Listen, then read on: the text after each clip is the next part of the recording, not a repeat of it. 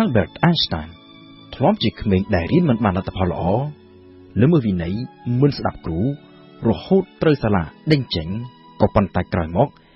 បានក្លាយទៅជាអ្នកវិទ្យាសាស្ត្រដែលទទួលរង្វាន់ Nobel ខាងរូបវិទ្យាជាសកម្មជនសន្តិភាពនិយមក៏ប៉ុន្តែបានបង្កើតទ្រឹស្ដីដែលនាំទៅដល់ការផលិតអាវុធនុយក្លេអ៊ែរដែលជាអាវុធប្រឡាយលោកនេះ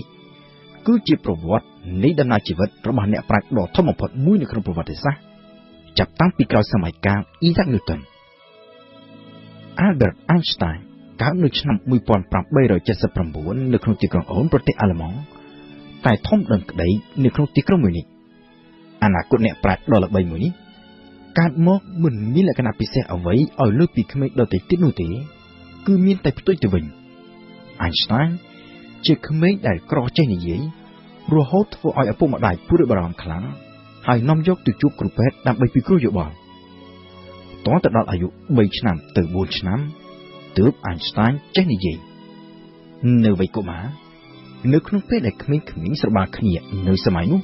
ចូលចិត្តលេងច្បាំងគ្នា Einstein វិញចូលចិត្តលេងសង់ផ្ទះជាពិសេសសង់ផ្ទះជាច្រើនជាន់ដោយប្រើសន្លឹកបៀហើយចូលចិត្តនៅតែឯងអង្គុយសញ្ជប់សញ្ជឹងនឹងស្រមើស្រមៃនៅក្នុងការស្រមើស្រមៃនេះ Einstein ចូលចិត្តគិតពីអ្វីៗដែលហួសពីការមើលឃើញដោយភ្នែកពីអ្វីៗដែលគេពិបាកនឹងពន្យល់ហើយក្រោយមកទម្លាប់គិតស្រមើស្រមៃបែបនេះក៏បានคล้ายទៅជាវិធីសាស្ត្រមួយក្នុងការសិក្សាស្រាវជ្រាវរបស់ Einstein វិធីសាស្ត្រសិក្សាដែលគេឲ្យឈ្មោះថាការធ្វើពិសោធន៍ដោយគិតក្នុងចិត្តមានគ្រឿងលេងមួយទៀតដែលទាក់ទាញអារម្មណ៍ Einstein ខ្លាំងដែរកាលពីក្មេងគឺត្រីវិស័យដែល Einstein បានទទួលជាអំណោយពីឪពុកតាំងពីពេលមានអាយុទើបនឹងបាន4ទៅ5ឆ្នាំ Einstein នៅពេលនោះមានការចំណាច់ក្នុងចិត្តយ៉ាងខ្លាំងនៅពេលដែលមើលឃើញទ្រនិចត្រីវិស័យតែងតែចង្អុលទៅទិសដៅមួយជាប់ជានិច្ចគឺទិសខាងជើង Einstein សាកល្បងគ្រប់មធ្យោបាយទាំងអស់ដោយយកត្រីវិស័យទៅដាក់ពីកន្លែងមួយទៅកន្លែងមួយទាំងដាក់ផ្កាប់ឬផ្ងាឬក៏ចាប់បង្វិលយ៉ាងណាក៏ទ្រនិចរបស់វានៅតែត្រឡប់មករកកន្លែងដើមគឺចង្អុលទៅទិសខាងជើង Einstein នៅពេលនោះឆ្ងល់ខ្លាំងណាស់ក៏សួរទៅឪពុកថាតើហេតុអ្វីបានជាទ្រនិចត្រីវិស័យតែងតែចង្អុលទៅទិសតែមួយបែបនេះឪពុករបស់ Einstein ក៏បានពន្យល់ថាផែនដីយើងនេះគឺប្រៀបបាននឹងដែកឆក់ដ៏ធំមួយដែលមានកម្លាំងម៉ាញ៉េទិកទាញទ្រនិចត្រីវិស័យឲ្យចង្អុលទៅទិសខាងជើងនៅបែបនេះ Einstein មិនត្រឹមតែអស់ចម្ងល់ក៏ប៉ុន្តែកាន់តែមានភាពអស្ចារ្យក្នុងចិត្តថែមទៀតនៅពេលដែលដឹងថានៅជុំវិញខ្លួនយើងនេះមានកម្លាំងដ៏ចម្លែកមួយដែលយើងមើលមិនឃើញក៏ប៉ុន្តែជាកម្លាំងដែលមានឥទ្ធិពលអាចបង្វិលទ្រនិចត្រីវិស័យបានអនុស្សាវរីយ៍ជាមួយនឹងត្រីវិស័យបានដកចប់ក្នុងចិត្តរបស់ Einstein រហូតទៅដល់វ័យចំណាស់ក៏លោកនៅតែចងចាំហើយបានសរសេររំលឹកថាគឺចេញពីត្រីវិស័យនេះហើយដែលធ្វើឲ្យលោកមានគំនិតដកចប់មករហូតថានៅពីខាងក្រោយអ្វីដែលយើងមើលឃើញដោយភ្នែកនៅមានអ្វីជាច្រើនផ្សេងទៀតដែលយើងមើលមិនឃើញ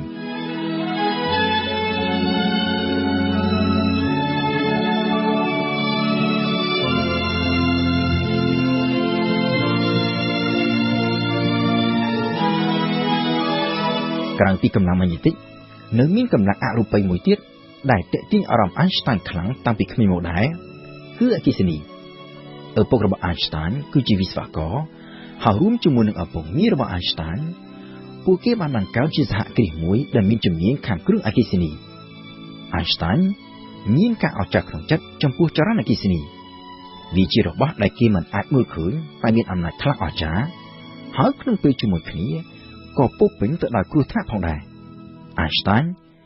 មានចម្ងល់យ៉ាងច្រើនទាក់ទងទៅនឹងអគ្គិសនីដោយចោទជាសំណួរយ៉ាងច្រើនមិនចេះចប់មិនចេះហើយចំពោះឪពុកនិងឪពុកមីតើអគ្គិសនីធ្វើឡើងពីអ្វីមានល្បឿនលឿនប៉ុណ្ណាតើគេមានវិធីណាអាចមើលវាឃើញដែរឬទេលាក់នឹងលាក់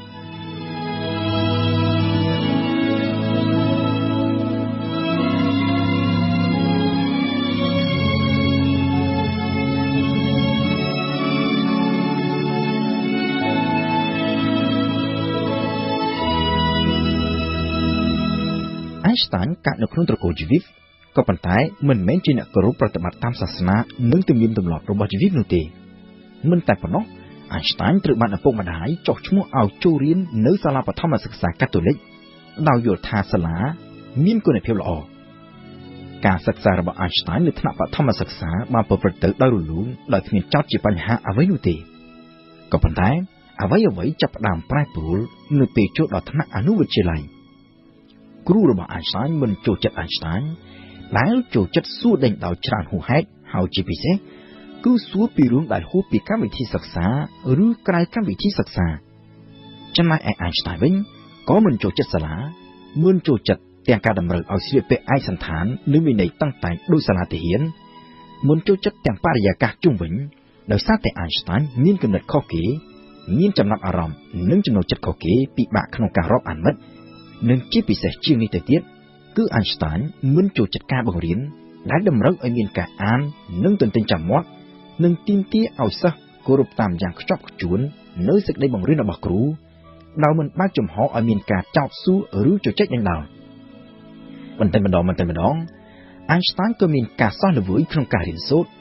លើកលែងតែមុខវិជ្ជាមួយដែល Einstein ស្រឡាញ់ចូលចិត្តជាងគេគឺគណិតវិទ្យាដោយសារតែវាជាមុខវិជ្ជាមួយដែលទាមទារឲ្យមានការត្រិះរិះពិចារណាហើយមិនចេះតែអានឬទន្ទេញចាំមាត់នៅពេលដែល Einstein មានអាយុ16ឆ្នាំដោយសារតែមុខជំនួយរបស់ឪពុកក្រុមគ្រួសាររបស់ Einstein បានរើចេញពីអាល្លឺម៉ង់ទៅរស់នៅអ៊ីតាលីក៏ប៉ុន្តែនៅពេលនោះឪពុករបស់ Einstein ដែលមានក្តីស្រមៃចង់ឲ្យកូនក្លាយជាវិស្វករក៏បានទុកឲ្យ Einstein បន្តការរៀនសូត្រនៅទីក្រុងមីនិចតែម្នាក់ឯងការបែកពីក្រុមគ្រួសារបានធ្វើឲ្យ Einstein មានភាពកណ្ដោយកណ្ដែងហើយរួមជាមួយនឹងការមិនចូលចិត្តសាលាស្រាប់ផងនោះ Einstein ក៏រៀនលែងចូលហើយជារឿយៗតែងតែរងទណ្ឌកម្មដោយការធ្វើល្មើសនៅវិន័យសាលា Einstein មានផ្នត់គំនិតមួយថាការស្ដាប់តែតាមបញ្ជាគ្រូឬគោរពតាមតែវិន័យដោយមិនគិតត្រិះរិះពិចារណាវាគឺជាសត្រូវដ៏ធំបំផុតនៃការស្វែងរកសេចក្តីពិតនៅទីបំផុតទៅ Einstein ក៏ត្រូវគេបណ្តេញចេញពីសាលាជប់ឲ្យរៀនតទៅទៀតការបណ្តេញចេញពីសាលាបើទោះបីជាសាលាដែល Einstein មិនចូលចិត្តក៏ប៉ុន្តែវានៅតែជាបទពិសោធន៍ដ៏ជូរចត់មួយសម្រាប់ Einstein ខឹងនឹងគ្រូព្រមទាំងមានភាពអាម៉ាស់និងខកចិត្តចំពោះខ្លួនឯងដែលទទួលបរាជ័យនៅសាលាក៏ប៉ុន្តែក្នុងពេលជាមួយគ្នា Einstein ក៏សប្បាយចិត្តផងដែរសប្បាយចិត្តនឹងបានទៅរស់នៅជួបជុំគ្រួសារនៅអ៊ីតាលី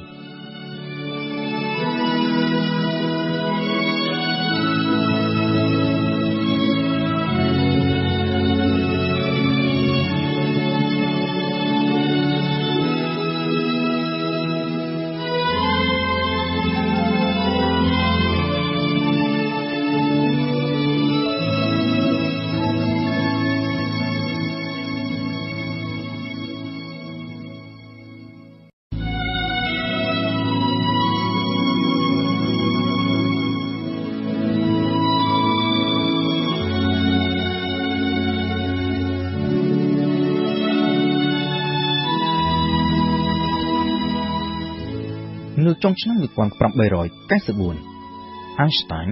ដែលរៀនមិនចប់ថ្នាក់វិទ្យាល័យផងនោះបានចាក់ចេញពីប្រទេសអាល្លឺម៉ង់ហើយធ្វើដំណើរទៅរស់នៅជួបជុំជាមួយនឹងគ្រួសារនៅឯប៉ែកខាងជើងប្រទេសអ៊ីតាលីទៅដល់មិនយូរប៉ុន្មានផង Einstein បានដាក់ចិត្តស្រឡាញ់ប្រទេសអ៊ីតាលីដែលជាប្រទេសមិនសូវប្រកាន់ទំនៀមទម្លាប់និងវិន័យតឹងរ៉ឹងដូចអាល្លឺម៉ង់ហើយប្រជាជនអ៊ីតាលីនោះទៀតសោតក៏មានភាពរាក់ទាក់នឹងចិត្តគំនិតបើកចំហដែលត្រូវនឹងផ្នត់គំនិតរបស់ Einstein នៅក្នុងដែនដីដែលជាប្រភពអ្នកប្រាជ្ញសម័យកាល La Renaissance នេះ Einstein រស់នៅក្នុងជីវិតមួយពោពេញទៅដោយភាពរីករាយនឹងការទស្សនាការប្រគំតន្ត្រីរីករាយនឹងការទស្សនាសារមន្ទីរនិងជាពិសេសរីករាយនឹងការមានពេលវេលាគិតពិចារណានិងអានសៀវភៅទៅតាមចិត្តចង់របស់ខ្លួននៅពេលនោះEinstein ផ្ដោតអារម្មណ៍ខ្លាំងទៅលើការសិក្សាឆ្វេងយល់ពីប្រវត្តិអ្នកប្រាជ្ញមុនជាពិសេសអ្នកប្រាជ្ញដែលទទួលរងនឹងការរិះគន់ឬដាក់ទោសដោយសារតែប្រកាន់គំនិតផ្ទុយពីជំនឿនិងទំនៀមទម្លាប់ចាស់រួមមានដូចជាតារាវិទូប៉ូឡូច Nicolas Copernic និងអ្នកប្រាជ្ញអ៊ីតាលី Galileo Galilei ជាដើមសម្រាប់មនុស្សដូចជា Einstein ដែលចូលចិត្តមានសិទ្ធិសេរីភាពពេញលេញក្នុងការគិតពិចារណាអានសៀវភៅ និងសិក្សាឆ្វេងយល់ទៅលើប្រធានបទតាមតែខ្លួនចង់ដោយមិនបារម្ភពីការគោរពវិន័យសាលានិងការបង្រៀនរបស់គ្រូវាគ្មានអ្វីដែលសប្បាយជាងជីវិតអ្នកប្រាជ្ញក្រៅសាលាដូចជានៅអ៊ីតាលីនេះទេក៏ប៉ុន្តែជីវិតសប្បាយរីករាយនេះវាមិនបានថិតថេរនៅយូរប៉ុន្មាននោះទេកិច្ចការរកស៊ីរបស់ឪពុក Einstein ត្រូវទទួលបរាជ័យជាបន្តបន្ទាប់ហើយជីវភាពគ្រួសារក៏ចាប់ផ្ដើមធ្លាក់ចុះពីមួយថ្ងៃទៅមួយថ្ងៃ Einstein ក៏ចាប់ផ្ដើមមានការខ្វល់ខ្វាយពីដំណើរជីវិតទៅថ្ងៃអនាគត Einstein ដឹងច្បាស់ថាលោកមិនអាចបន្តរស់នៅដោយពឹងលើឪពុកម្ដាយបែបនេះតទៅទៀតបានទេហើយការរស់នៅតាមរបៀបរបស់លោកនៅអ៊ីតាលីនេះអ្វីត្បិតតែវាជាដំណើរជីវិតដ៏រីករាយមួយហើយលោកក៏អាចកើនចំណេះដឹងច្រើនជាងកាលពីរៀននៅសាលាទៅទៀតក៏ប៉ុន្តែវាក៏មិនអាចផ្ដល់ឱកាស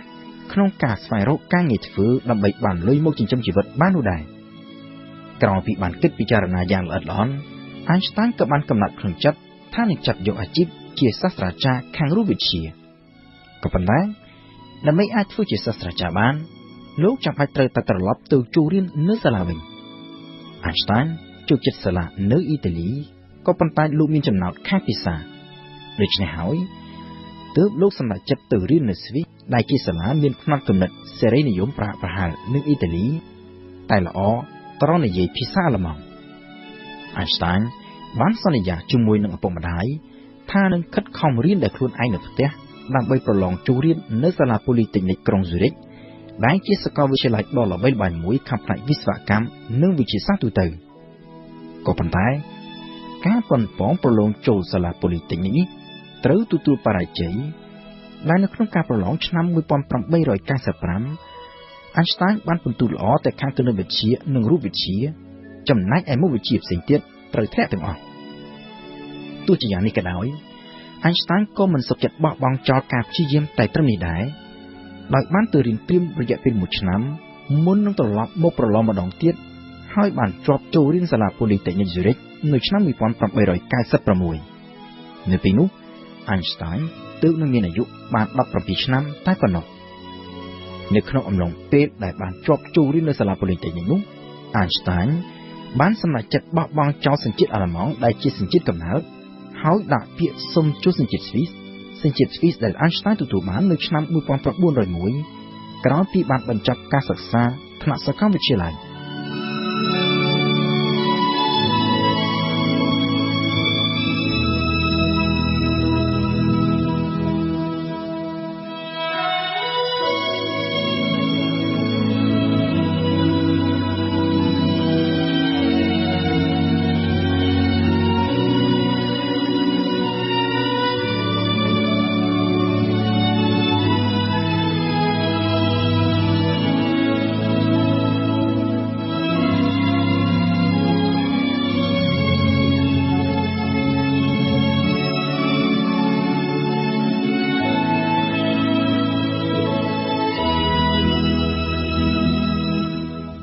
នៅសាលា Polytechnic ក្រុង Zurich Einstein បានបង្កើតនៅទំនាក់ទំនងជិតស្និទ្ធជាមួយនឹងមិត្តរួមថ្នាក់ម្នាក់មានដើមកំណើតមកពីសាខ្វីឈ្មោះថា Mileva Maric ដែលជាសិស្សស្រីតែម្នាក់គត់នៅក្នុងថ្នាក់ក៏ប៉ុន្តែជាសិស្សដ៏ឆ្នើមម្នាក់ Einstein និង Mileva Maric ចំណាយពេលច្រើនរៀនជាមួយគ្នាជជែកដេញដោលគ្នាពីរូបវិទ្យាហើយបន្តិចម្ដងភាពជិតស្និទ្ធនៅក្នុងទំនាក់ទំនងក្នុងការសិក្សាក៏បានរីកដាលទៅជាទំនាក់ទំនងផ្ទាល់ខ្លួនអ្នកទាំងពីរចាប់ចិត្តស្រឡាញ់គ្នាហើយសន្យាថានឹងរៀបការនឹងគ្នានៅក្រោយពេលបញ្ចប់ការសិក្សា Einstein បានប្រឡងជាប់ទទួលសញ្ញាបត្រជាសាស្ត្រាចារ្យខាងរូបវិទ្យានៅឆ្នាំ1900នៅក្នុងវ័យ21ឆ្នាំនេះគួរតែជាការបើកទំព័រជីវិតដ៏មានសុភមង្គលមួយសម្រាប់ Einstein មានគូស្នេហ៍មានសញ្ញាបត្រនៅក្នុងដៃអាចចាប់អាជីពជាសាស្ត្រាចារ្យទៅតាមក្តីស្រមៃហើយអាចរៀបការកសាងគ្រួសារជាមួយនឹងគូស្នេហ៍របស់ខ្លួនក៏ប៉ុន្តែអ្វីៗមិនបានដំណើរការទៅតាមក្តីបំណងទាំងអស់នេះទេក្នុងរយៈពេលប្រមាណជាជិត2ឆ្នាំចាប់តាំងពីបញ្ចប់ការសិក្សាមក Einstein បានដាក់ពាក្យសុំបង្រៀននៅស្ទើរតែគ្រប់ទីកន្លែងទាំងអស់ក៏ប៉ុន្តែគ្មានសាលាណាមួយទទួលឲ្យ Einstein ធ្វើជាសាស្ត្រាចារ្យនោះទេ Einstein ខ្លាចទៅជាអ្នកអត់ការងារធ្វើដើរទាត់ខ្យល់ហើយក្រុមគ្រួសារដែលកំពុងតែឆ្លងកាត់បញ្ហានៅក្នុងការរកស៊ីផងនោះក៏មិនអាចផ្ញើលុយកាក់មកជួយបាននោះដែរ Einstein ត្រូវធ្លាក់នៅក្នុងសភាពតោកយ៉ាក់សុខភាពធ្លាក់ចុះទន់ខ្សោយហើយសូម្បីតែលុយបង់ថ្លៃឈ្នួលផ្ទះក៏មិនមានផងកុំថាឡើយដល់ទៅមានលុយរៀបការនិងចិញ្ចឹមគ្រួសារ Einstein ចាប់ផ្ដើមអស់សង្ឃឹមនៅក្នុងជីវិតហើយនៅក្នុងសម្បត្តិខ្លះដែលផ្ញើទៅក្រុមគ្រួសារដែលនៅអ៊ីតាលី Einstein ថែមទាំងបានសរសេរថាលោកមិនគួរនឹងចាប់កំណើតនៅលើលោកនេះទេពីព្រោះថាជីវិតរបស់លោកគ្មានន័យអ្វីទាំងអស់ទុកជន់លើទុកបន្ថែមពីក្នុងពេលដែល Einstein កំពុងតែប្រឈមមុខនឹងភាពអត់ការងារធ្វើនិងជីវភាពតោកយ៉ាកឪពុករបស់ Einstein ក៏ស្រាប់តែទទួលមរណភាពដោយជំងឺកែមបេះដូងដែលជាហេតុធ្វើឲ្យខ្សែជីវិតរបស់ Einstein កាន់តែត្រូវកណ្ដោយកណ្ដែងថែមមួយកម្រិតទៀតប្រឈមមុខនឹងជីវភាពតោកយ៉ាក Einstein ក៏សម្រេចចិត្តបោះបង់ក្តីបំណងចង់ធ្វើជាសាស្ត្រាចារ្យខាងរូបវិទ្យាហើយសុខចិត្តទទួលយកការងារជាជំនួយការបច្ចេកទេសនៅឯការិយាល័យចុះបញ្ជីប្រកាសនីយបត្រកម្មដែលជាស្ថាប័នរដ្ឋស្វីសទទួលបន្ទុកត្រួតពិនិត្យនិងចុះបញ្ជីការពិសិដ្ឋលើរូបមន្តវិទ្យាសាស្ត្រឬការច្នៃប្រឌិតថ្មីៗណាមួយទៅតាមការស្នើសុំរបស់ម្ចាស់ស្នាដៃនេះវាមិនមែនជាអាជីពនៅក្នុងក្តីស្រមៃរបស់ Einstein នោះទេតែទោះជាយ៉ាងណា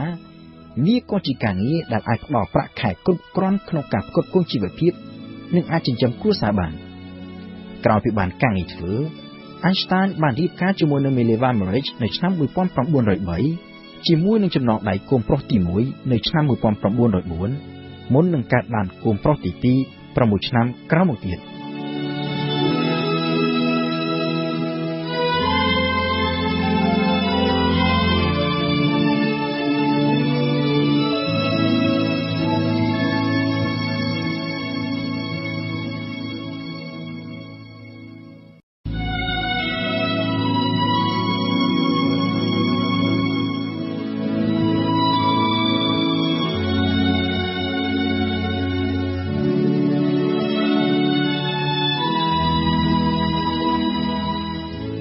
នៅឆ្នាំ1902ក្រោយពីបញ្ចប់ការសិក្សាពីសាកលវិទ្យាល័យក៏ប៉ុន្តែមិនអាចរកការងារធ្វើបាន Einstein ក៏បានបោះបង់ក្តីបំណងចង់ក្លាយទៅជាសាស្ត្រាចារ្យរូបវិទ្យាហើយសុខចិត្តទទួលយកការងារជាអ្នកជំនួយការបច្ចេកទេសតូចតាចមួយនៅក្នុងស្ថាប័នរដ្ឋស្វីសគឺការិយាល័យចុះបញ្ជីប្រកាសនីយបត្រតក្កកម្មនៅទីនោះ Einstein មានភារកិច្ចត្រួតពិនិត្យពាក្យសុំចុះបញ្ជីការពិសិដ្ឋលើការរកឃើញខាងផ្នែកវិទ្យាសាស្ត្ររូបមន្តឬការច្នៃប្រឌិតថ្មីៗណាមួយហើយតាមពិតទៅការងារនេះក៏ទាមទារនៅចំណេះដឹងខាងផ្នែកវិទ្យាសាស្ត្រផងដែរក៏ប៉ុន្តែសម្រាប់ Einstein វាគឺជាការងារដ៏ងាយស្រួលបំផុតការងារដែលតាមធម្មតាគេត្រូវធ្វើពេញមួយថ្ងៃ Einstein ធ្វើចប់សពគ្រប់ក្នុងរយៈពេលត្រឹមតែប៉ុន្មានម៉ោងហើយពេលទំនេរសល់ពីនោះ Einstein យកទៅចំណាយលើអ្វីដែលលោកតែងតែចូលចិត្តធ្វើតាំងពីដើមរៀងមកគឺស្រមើស្រមៃត្រិះរិះពិចារណាសិក្សាទៅលើបាតុភូតវិទ្យាសាស្ត្រនៅទីបំផុតទៅការងារនៅការិយាល័យចុះបញ្ជីប្រកាសនីយបត្រតក្កកម្មដែលជាការងារ Einstein ជ្រើសរើសយកទាំងទើសទាល់ដោយសារតែគ្មានជម្រើសស្រាប់តែបានប្រែក្លាយទៅជាការងារដែលផ្ដល់នូវឱកាសដ៏វិសេសវិសាលបំផុតសម្រាប់ការសិក្សាស្រាវជ្រាវខាងផ្នែកវិទ្យាសាស្ត្ររបស់ Einstein ក៏ដូចជាសម្រាប់ដំណើរវិវត្តនៃវិទ្យាសាស្ត្រសម្រាប់មនុស្សជាតិជាទូទៅនៅក្នុងពេលធ្វើការនៅការិយាល័យចុះបញ្ជីប្រកាសនីយបត្រតក្កកម្មនោះហើយដែល Einstein បានរកឃើញនូវទ្រឹស្ដីវិទ្យាសាស្ត្រដ៏សំខាន់ជាច្រើនដែលត្រូវបានគេចាត់ទុកថាជាស្នាដៃដ៏អស្ចារ្យនៅក្នុងប្រវត្តិនៃវិទ្យាសាស្ត្រជាពិសេសនាំឲ្យមានការផ្លាស់ប្ដូរនៅការយល់ឃើញរបស់មនុស្សជាតិចំពោះចក្រវាឡនៅក្នុងរយៈពេល6ឆ្នាំដែល Einstein ធ្វើការនៅការិយាល័យចុះបញ្ជីប្រកាសនីយបត្រតក្កកម្មពីឆ្នាំ1902ដល់ឆ្នាំ1908ឆ្នាំ1905ត្រូវបានគេចាត់ទុកថាជាឆ្នាំដ៏អស្ចារ្យបំផុតនៅក្នុងជីវិតរបស់ Einstein និងសម្រាប់វិទ្យាសាស្ត្រជាទូទៅនៅក្នុងឆ្នាំ1905នោះ Einstein បានសរសេរនិងចុះផ្សាយនូវលទ្ធផលនៃការសិក្សាស្រាវជ្រាវមួយដែលត្រូវបានសាកលវិទ្យាល័យ Zurich ទទួលស្គាល់ថាជាសារណាបញ្ចប់សញ្ញាបត្រថ្នាក់បណ្ឌិតខាងរូបវិទ្យាហើយបន្ថែមពីលើនេះទៅទៀត Einstein បានចុះផ្សាយនៅទ្រឹស្ដីវិទ្យាសាស្ត្រដ៏សំខាន់ចំនួន4ផ្សេងទៀតនៅក្នុងឆ្នាំតែមួយនោះគឺទ្រឹស្ដីស្ដីពីធាតុផ្សំនៃពន្លឺទ្រឹស្ដីស្ដីពីអាតូមទ្រឹស្ដីស្ដីពីម៉ាស់និងថាមពលដែលបង្កើតបានទៅជារូបមន្តដ៏ល្បីល្បាញបំផុតមកទល់នឹងពីបច្ចុប្បន្នគឺ E = mc²និងទ្រឹស្ដីកាន់តែសំខាន់មួយទៀត ដែលគេហៅតាមភាសាអង់គ្លេសថា special relativity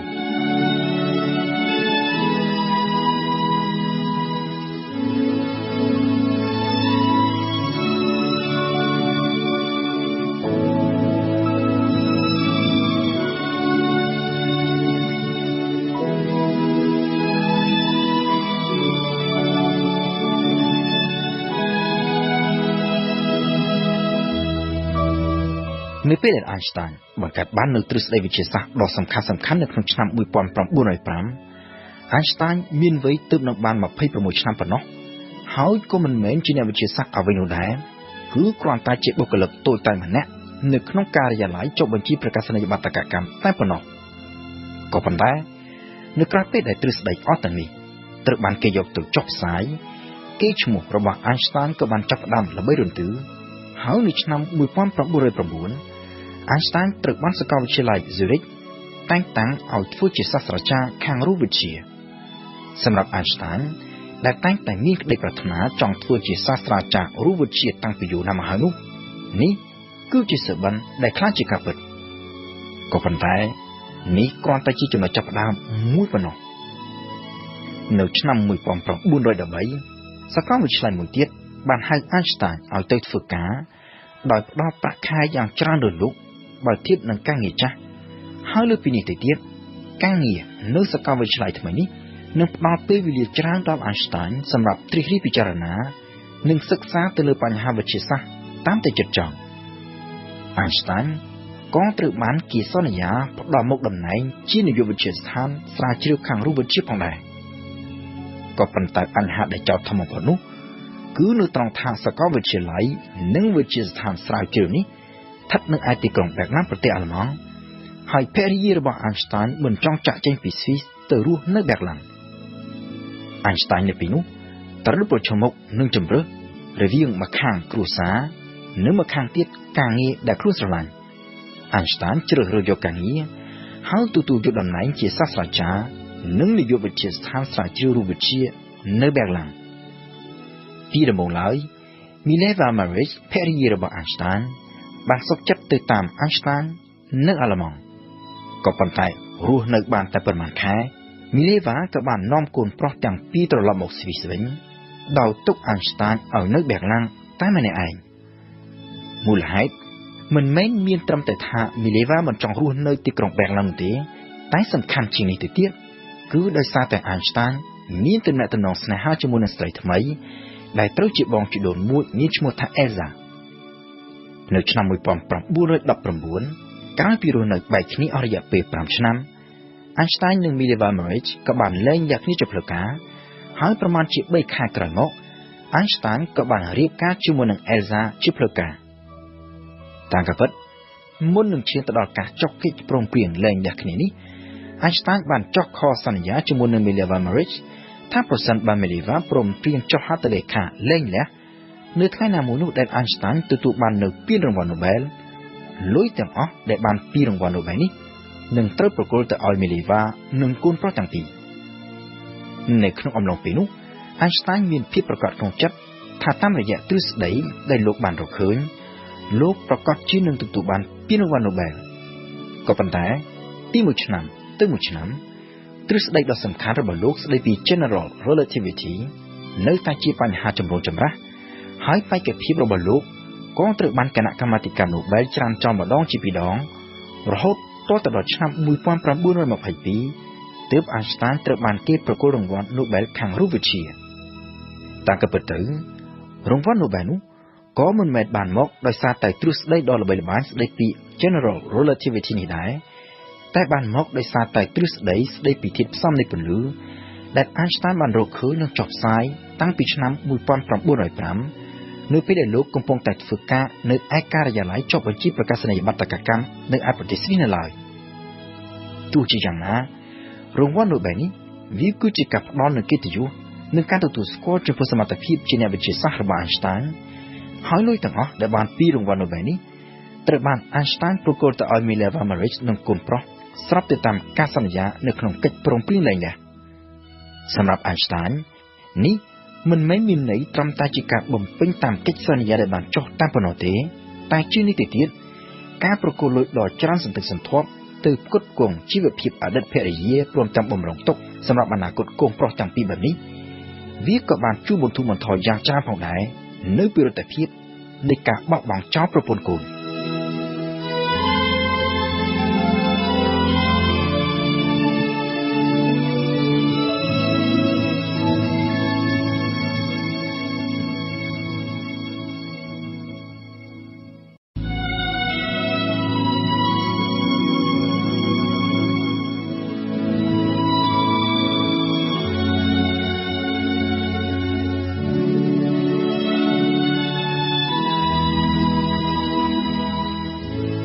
Special relativity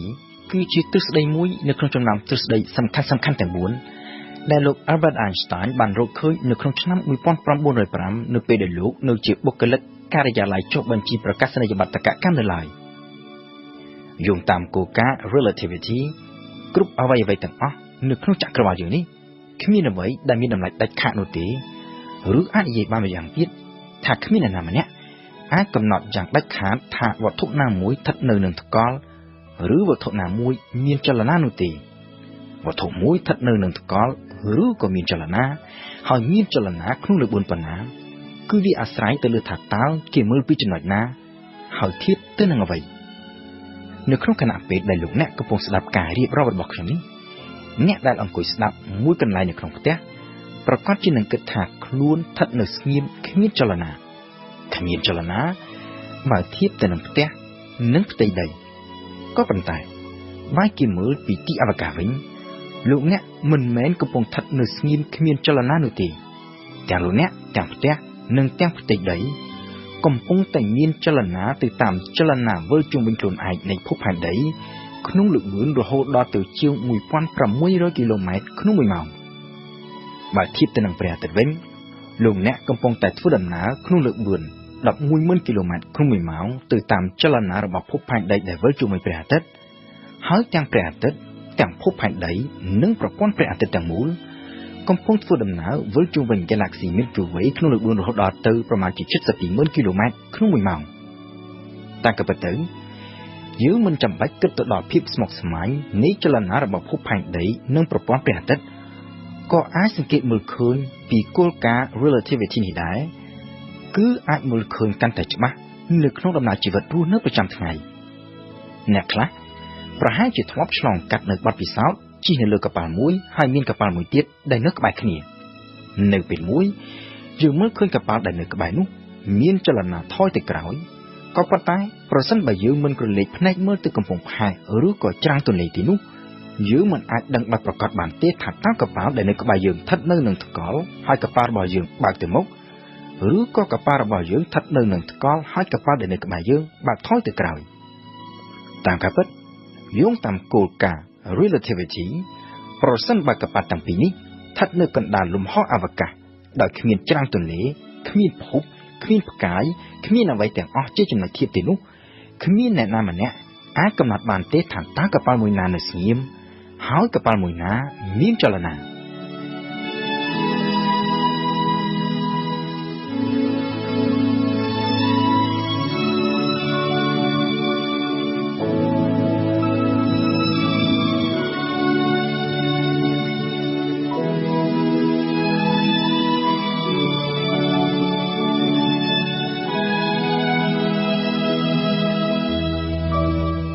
គោលការណ៍ relativity តាមការពិត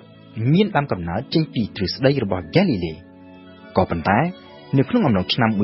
1905នៅពេលសិក្សាទៅលើទ្រឹស្ដីនេះ Einstein បានប្រឈមមុខនឹងចំណោទដ៏ធំមួយដែលដោះស្រាយមិនចេញគឺភាពផ្ទុយគ្នារវាងគោលការណ៍ relativity នេះជាមួយនឹងទ្រឹស្ដីទាក់ទងទៅនឹងល្បឿននៃពន្លឺយោងតាមគោលការណ៍ relativity មនុស្សម្នាក់ដែលជិះលើរថភ្លើងដែលធ្វើដំណើរក្នុងល្បឿន50 គីឡូម៉ែត្រក្នុង1ម៉ោងហើយចោលកូនបាល់ក្នុងល្បឿន100 គីឡូម៉ែត្រក្នុង1ម៉ោងក្នុងទិសដៅស្របនឹងរថភ្លើងសម្រាប់អ្នកចោលកូនបាល់ដែលស្ថិតនៅលើរថភ្លើងកូនបាល់នេះមានចលនាក្នុងល្បឿន100 គីឡូម៉ែត្រក្នុង1ម៉ោងដដែលក៏ប៉ុន្តែសម្រាប់អ្នកដែលឈរស្ងៀមនៅលើដីកូនបាល់នេះមានចលនាក្នុងល្បឿនរហូតដល់ទៅ150 គីឡូម៉ែត្រក្នុង1ម៉ោងឯណោះពីព្រោះថាតាំងពីពេលដែលមិនទាន់ចោលនៅឡើយកូនបាល់នេះ មានចលនានៅក្នុងល្បឿនរហូតដល់ទៅ50គីឡូម៉ែត្រក្នុង1ម៉ោងរួចទៅហើយគឺល្បឿនរបស់រថភ្លើងសរុបសេចក្តីមកវិញកូនបាល់តែមួយក្នុងចលនាតែមួយក៏ប៉ុន្តែមានល្បឿនខុសគ្នាអាស្រ័យទៅលើឋានតើគេមើលពីក្នុងរថភ្លើងឬមើលពីក្រៅរថភ្លើងក៏ប៉ុន្តែនៅពេលដែល Einstein យកករណីនេះទៅអនុវត្តចំពោះពន្លឺចំណោទដ៏ធំមួយបានកើតឡើងពីព្រោះថាបើតាមអ្វីដែលគេដឹងមកទល់នឹងពេលនោះជាពិសេសយោងតាមទ្រឹស្ដីរបស់ James Maxwell ពន្លឺមានល្បឿនថេរជាប់ជានិច្ចបើទោះបីជានៅក្នុងស្ថានភាពណាក៏ដោយនិយាយឲ្យងាយយល់ប្រសិនបើគេចាំងពន្លឺចេញពីលើរថភ្លើងបើទោះបីជារថភ្លើងនោះមានល្បឿនលឿនប៉ុណ្ណាក៏ដោយពន្លឺនេះមានល្បឿនថេរជាប់ជានិច្ចគឺប្រមាណជា30,000គីឡូម៉ែត្រក្នុង1វិនាទីទាំងសម្រាប់អ្នកដែលនៅក្នុងរថភ្លើងនិងទាំងសម្រាប់អ្នកដែលនៅក្រៅរថភ្លើងនៅក្នុងចក្រវាឡវិញពន្លឺដែលចេញពីផ្កាយមួយបើទោះបីជាផ្កាយនោះមានចលនាសម្ដៅមកភពផែនដីឬក៏ចេញឆ្ងាយពីភពផែនដីរបស់យើងក្នុងល្បឿនរាប់សិបម៉ឺនគីឡូម៉ែត្រក្នុង1ម៉ោងក៏ដោយក៏ពន្លឺនេះនៅតែមានល្បឿនថេរជាប់ជានិច្ចទ្រឹស្ដីនៃពន្លឺនេះផ្ទុយទាំងស្រុងពីគោលការណ៍ relativity ហើយសម្រាប់ Einstein ទ្រឹស្ដីវិទ្យាសាស្ត្រចាំបាច់ត្រូវតែមានតម្លៃជាសកលដោយមិនអាចមានទ្រឹស្ដីប្រឆាំងគ្នាបែបនេះបាននោះទេ Einstein បានព្យាយាមរកគ្រូវិទ្យាសាស្ត្រទាំងអស់ដើម្បីដោះស្រាយចំណោទដ៏ធំមួយនេះក៏ប៉ុន្តែខំប្រឹងយ៉ាងណាក៏នៅតែគ្មានដំណោះស្រាយហើយជំរឿនតែមួយគត់នៅពេលនោះគឺត្រូវតែបោះបង់ចោលទ្រឹស្ដីណាមួយក្នុងចំណោមទ្រឹស្ដីទាំងពីរនៅថ្ងៃមួយនៅក្នុងឆ្នាំ1905នៅពេលដែល Einstein តតម្រេះហើយហ៊ានតែនឹងបោះបង់ចោលការសិក្សាទៅលើទ្រឹស្ដី relativity នេះទៅហើយនោះស្រាប់តែដំណោះស្រាយលើបញ្ហាចាក់ស្រេះក្នុងខួរក្បាលរបស់លោកមួយរយៈកាលមកហើយនោះក៏ចាប់លេចបំណងឡើងហើយដំណោះស្រាយនេះគឺកើតចេញពីការជជែកគ្នាជាមួយនឹងមិត្តភ័ក្តិដ៏ជិតស្និទ្ធម្នាក់ឈ្មោះថា Michel Dessau ដែលធ្វើការជាមួយនឹង Einstein នៅឯការិយាល័យចុះបញ្ជីវិញ្ញាបនបត្រតក្កកម្មប្រធានបទនៃការជជែកគ្នាដែលនាំឲ្យ Einstein អាចដោះស្រាយចំណោទលើទ្រឹស្ដី Special Relativity នេះគឺទាក់ទងទៅនឹងសញ្ញាណនៃពេលចាប់តាំងពីដើមពីមកជាពិសេសនៅក្នុងទ្រឹស្ដីរូបវិទ្យារបស់ Newton គេបានកំណត់ថាលំហហើយនឹងពេលគឺមានតម្លៃដាច់ខាតជាសកលបើទោះបីជានៅទីកន្លែងណាក៏ដោយហើយនៅក្នុងស្ថានភាពបែបណាក៏ដោយ Einstein វិញមានគំនិតដ៏ថ្មីស្រឡាងមួយដែលជាបដិវត្តន៍នៃរូបវិទ្យាសម័យទំនើបគឺថាពេលមិនមានតម្លៃដាច់ខាតដោយអ្វីដែលគេធ្លាប់គិតពីមុនមកនោះទេពេលក៏ដូចជាលំហដែរសុទ្ធតែមានតម្លៃធៀបពលគឺវាអាចប្រែប្រួលអាស្រ័យទៅលើចលនាយោងតាមទ្រឹស្ដីរបស់ Einstein រវាងអ្នកនៅស្ងៀមនិងអ្នកដែលមានចលនាពេលនិងលំហមិនមានតម្លៃដូចគ្នានោះទេបើចលនាមានល្បឿនកាន់តែលឿនពេលដើរកាន់តែយឺតហើយលំហក៏កាន់តែរួមតូចលើពីនេះទៅទៀត Einstein បានកំណត់ថាលំហហើយនឹងពេលមិនមែនជាសញ្ញាណពីរដាច់ពីគ្នានោះទេក៏ប៉ុន្តែតាមពិតគឺជាធាតុតែមួយដែលគេឲ្យឈ្មោះថាលំហពេលឬតាមភាសាអង់គ្លេសថា space time ចេញពីសមត្ថកម្មនេះហើយដែល Einstein អាចយកគោលការណ៍ relativity និងគោលការណ៍ទាក់ទងទៅនឹងភាពថេរនៃល្បឿនរបស់ពន្លឺយកមកច្របាច់បញ្ចូលគ្នាបង្កើតទៅជាទ្រឹស្ដី special relativity ក៏ប៉ុន្តែទ្រឹស្ដីនេះអនុវត្តបានតែក្នុងករណីពិសេសមួយតែប៉ុណ្ណោះ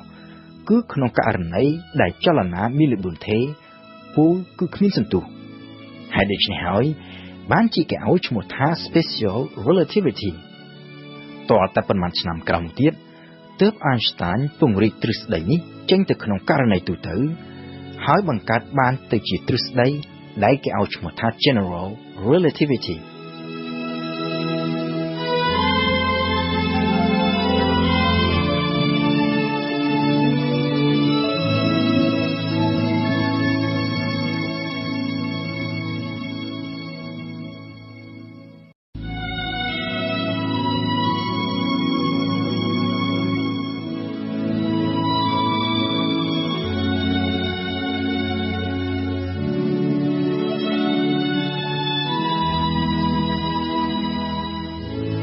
គិតមកត្រឹមដើមសតវត្សទី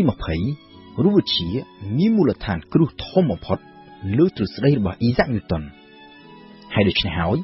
បានជានៅពេលដែល Einstein បង្កើតឡើងនៅទ្រឹស្ដី General Relativity បង្កើតឲ្យមាននៅសញ្ញាថ្មីនៃលំហពេលនិងជាពិសេសសញ្ញាថ្មីនៃកម្លាំងទំនាញដែលខុសពីទ្រឹស្ដីរបស់ Newton អ្នកវិទ្យាសាស្ត្រជាច្រើននៅពេលនោះមិនចង់ទទួលយកទ្រឹស្ដីរបស់ Einstein នេះទេដើម្បីបញ្ជាក់អំពីទ្រឹស្ដីរបស់ខ្លួន Einstein មិនត្រឹមតែត្រូវបង្ហាញពីរូបមន្តគណិតវិទ្យានោះទេតែសំខាន់ជាងនេះទៅទៀតគឺត្រូវធ្វើយ៉ាងណាស្វែងរកភស្តុតាងមកបញ្ជាក់ចំណុចសំខាន់មួយនៅក្នុងទ្រឹស្ដី General Relativity របស់ Einstein គឺឥទ្ធិពលនៃកម្លាំងទំនាញទៅលើលំហពេលហើយជាលទ្ធផលគឺឥទ្ធិពលទៅលើពន្លឺយោងតាម Einstein កម្លាំងទំនាញអាចធ្វើឲ្យគន្លងនៃពន្លឺត្រូវកោងហើយ Einstein បានធ្វើការសិក្សាលម្អិតទៅលើឥទ្ធិពលនៃកម្លាំងទំនាញរបស់ព្រះអាទិត្យលើពន្លឺដែលចាំងចេញពីផ្កាយសម្ដៅមកភពផែនដីតាមរយៈរូបមន្តគណិតវិទ្យា Einstein បានបង្ហាញថាពន្លឺដែលចាំងចេញពីផ្កាយកាត់ក្បែរព្រះអាទិត្យមកភពផែនដីត្រូវកោងខុសពីគន្លងដើមហើយ Einstein ថែមទាំងបានគណនាចេញជាតួលេខច្បាស់លាស់អំពីទំហំនៃការងាកចេញពីគន្លងដើមរបស់ពន្លឺនេះផងដែរនៅពេលនោះ Einstein គិតថាប្រសិនបើលោកអាចបង្ហាញតាមរយៈការសង្កេតជាក់ស្ដែងថាពន្លឺដែលចេញពីផ្កាយកាត់ក្បែរព្រះអាទិត្យពិតជាងាកចេញពីគន្លងទៅតាមតួលេខដោយការគណនារបស់លោកមែននោះវាគឺជាភស្តុតាងដែលអាចបញ្ជាក់យ៉ាងច្បាស់ពីទ្រឹស្ដី General Relativity ក៏ប៉ុន្តែបញ្ហាចោទឡើងគឺនៅត្រង់ថាដើម្បីសង្កេតមើលពន្លឺរបស់ផ្កាយតាមធម្មតាគេចាំបាច់ត្រូវតែធ្វើនៅពេលយប់ដែលគ្មានពន្លឺព្រះអាទិត្យចុះពន្លឺរបស់ផ្កាយដែលនៅខាងក្រៅព្រះអាទិត្យដែលគេចាំបាច់ត្រូវតែសង្កេតមើលនៅពេលថ្ងៃនោះតើធ្វើដូចម្តេចអាចវាស់មើលបានដំណោះស្រាយមានតែមួយគត់គឺគេត្រូវតែសង្កេតមើលនៅចំពេលដែលមានសូរ្យគ្រាសដែលព្រះច័ន្ទបានជិតព្រះអាទិត្យទាំងស្រុងហើយធ្វើឲ្យផ្ទៃមេឃត្រូវងងឹតនៅពេលថ្ងៃដើម្បីធ្វើការសង្កេតនេះបាន Einstein ចាំបាច់ត្រូវតែពឹងលើតារាវិទូ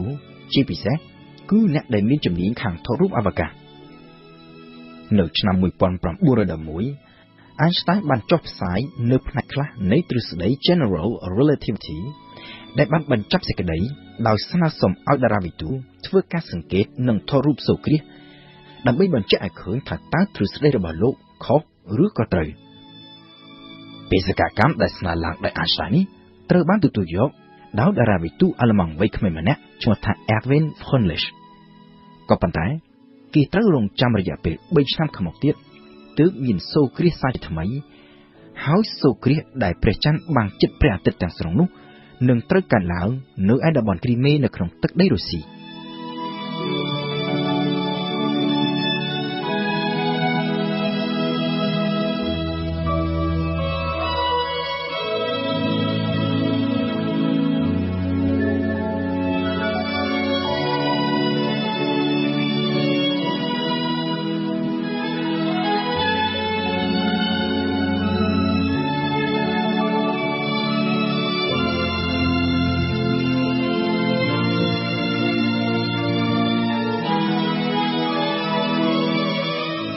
នៅថ្ងៃទី19ខែកក្កដាឆ្នាំ1914 Freundlich និងសហការីពីររូបផ្សេងទៀតបានធ្វើដំណើរតាមរថភ្លើងចេញពីទីក្រុង Berlin សម្ដៅទៅកាន់តំបន់គ្រីមេដើម្បីត្រៀមថតរូបសូរ្យគ្រាសដែលនឹងកើតឡើងនៅថ្ងៃទី21សីហាក៏ប៉ុន្តែជាង20ថ្ងៃមុនដល់សូរ្យគ្រាសសង្គ្រាមលោកលើកទី1ក៏ចាប់ផ្ទុះឡើងហើយអាល្លឺម៉ង់បានប្រកាសសង្គ្រាមលើរុស្ស៊ីនៅថ្ងៃទី1សីហានេះវាមិនមែនជារឿងល្អទេសម្រាប់ Freundlich ដែលជាពលរដ្ឋអាល្លឺម៉ង់ស្ថិតក្នុងទឹកដីរុស្ស៊ីប្រដាប់ទៅដោយ telescope និងម៉ាស៊ីនថតរូបទំនើបៗបែបនេះ Freundlich ត្រូវបានទាហានរុស្ស៊ីចាប់ឃុំខ្លួនដោយចោទពីបទចោរកិច្ចក្រោយមក Freundlich ត្រូវបានរុស្ស៊ីបញ្ជូនទៅអាល្លឺម៉ង់វិញនៅក្នុងក្របខ័ណ្ឌកិច្ចព្រមព្រៀងដាក់ដូចឆ្លើយសឹកក៏ប៉ុន្តែបេសកកម្មសង្កេតនិងថតរូបសូរ្យគ្រាសនៅតំបន់គ្រីមេត្រូវទទួលបរាជ័យហើយ Einsteinក៏មិនអាចមានភស្តុតាងដើម្បីមកបញ្ជាក់ពីទ្រឹស្ដី General Relativity របស់លោកបានទោះជាយ៉ាងណាបរាជ័យនៅគ្រីមេវាគឺជារឿងល្អសម្រាប់ Einstein ទៅវិញល្អពីព្រោះថាមុនយូរប៉ុន្មានក្រោយមក Einstein បានរកឃើញថាតាមពិតទៅការគណនារបស់លោកកាលពីមុនគឺខុសហើយរូបមន្តគណិតវិទ្យានៃទ្រឹស្ដីរបស់លោកគឺមិនត្រឹមត្រូវដែលចាំបាច់ត្រូវតែសាររើមើលឡើងវិញទាំងអស់ នៅក្នុងរយៈពេលជាង1ឆ្នាំនៅក្នុងពេលដែលសង្គ្រាមលោកលើកទី1កំពុងតែឆាបឆេះពេញបន្ទុក Einstein បានចំណាយពេលសិក្សារកដំណោះស្រាយទៅលើចំណោទខាងគណិតវិទ្យាលើទ្រឹស្ដីរបស់លោកហើយនៅទីចុងបំផុតរូបមន្តថ្មីនិងត្រឹមត្រូវពេញលក្ខណៈមួយត្រូវបានលោកសរសេរចេញនៅចុងឆ្នាំ1915ក៏ប៉ុន្តែក្រោយពីបានរូបមន្តថ្មីនេះហើយ Einstein ត្រូវវិលត្រឡប់មករកបញ្ហាចាស់ពីមុនវិញដដែលគឺការស្វែងរកថតរូបសូរគ្រាសដើម្បីយកមកធ្វើជាភស្តុតាងបញ្ជាក់ទ្រឹស្ដីរបស់លោកលើនេះគឺតារាវិទូអង់គ្លេសឈ្មោះ Arthur Eddington ដែលបានស្ម័គ្រចិត្តធ្វើការថតរូបនិងសិក្សាសូរគ្រាសឲ្យ Einstein តែក៏ពិតនៅពេលដែល Eddington សម្រេចទទួលយកបេសកកម្មនេះសង្គ្រាមលោកលើកទី1កំពុងតែឆាបឆេះយ៉ាងសន្ធោសន្ធៅនៅឡើយហើយអង់គ្លេសនិងអាល្លឺម៉ង់គឺជាគូសត្រូវនឹងគ្នានៅក្នុងសង្គ្រាមនេះសម្រាប់ Eddington ដែលជាអ្នកវិទ្យាសាស្ត្រអង់គ្លេសការចេញមកជួយរកភស្តុតាងបញ្ជាក់ទ្រឹស្ដីរបស់ Einstein ដែលជាអ្នកវិទ្យាសាស្ត្រអាល្លឺម៉ង់បែបនេះគឺមិនមែនជារឿងងាយស្រួលនោះទេម្យ៉ាងវិញទៀតបេសកកម្មនេះក៏ពោពេញទៅដោយគ្រោះថ្នាក់យ៉ាងច្រើនផងដែរពីព្រោះថាសូរគ្រាសថ្មីដែលនឹងកើតឡើងនៅពេលខាងមុខគឺនៅឯតំបន់អាមេរិកឡាទីននិងនៅប៉ែកខាងត្បូងទ្វីបអាហ្វ្រិកហើយដំណើរតាមកប៉ាល់ពីអង់គ្លេសឆ្លងកាត់មហាសមុទ្រអាត្លង់តិកនៅពីនោះវាគឺជាដំណើរដ៏សែនគ្រោះថ្នាក់ដោយសារតែមានវត្តមាននាវាមុជទឹករបស់អាល្លឺម៉ង់ជាសំណាងល្អជាង6ខែមុនពេលមានសូរគ្រាសសង្គ្រាមលោកលើកទី1ក៏បានបញ្ចប់នៅថ្ងៃទី11ខែវិច្ឆិកាឆ្នាំ1918ហើយបេសកកម្មរបស់ Eddington ក្នុងការថតរូបសូរគ្រាសក៏បានប្រព្រឹត្តទៅប្រកបដោយជោគជ័យនៅខែកញ្ញាលទ្ធផលនៃការសិក្សាទៅលើរូបថតសូរគ្រាសរបស់ Eddington បង្ហាញថាពន្លឺដែលចាំងចេញពីផ្កាយកាត់តាមក្បែរព្រះអាទិត្យសម្ដៅមកភពផែនដីគឺពិតជាងាកចេញពីកណ្ដុងដើមហើយងាកចេញទៅតាមទំហំត្រូវគ្នាទៅនឹងការគណនានៅក្នុងរូបមន្តនៃទ្រឹស្ដី General Relativity របស់ Einstein ពិតប្រាកដមែនដំណឹងស្ដីពីការរកឃើញភស្តុតាងបញ្ជាក់ពីទ្រឹស្ដី General Relativity នេះត្រូវបានគេចុះផ្សាយព្រមព្រៀងទាំងនៅក្នុងទស្សនាវដ្តីវិទ្យាសាស្ត្រក៏ដូចជានៅតាមបណ្ដាញផ្សព្វផ្សាយព័ត៌មានជាទូទៅផ្សេងទៀតហើយ Einstein ក៏បានក្លាយទៅជាអ្នកប្រាជ្ញដែលមានកេរ្តិ៍ឈ្មោះល្បីរឿងទឺបំផុតនៅទូទាំងពិភពលោក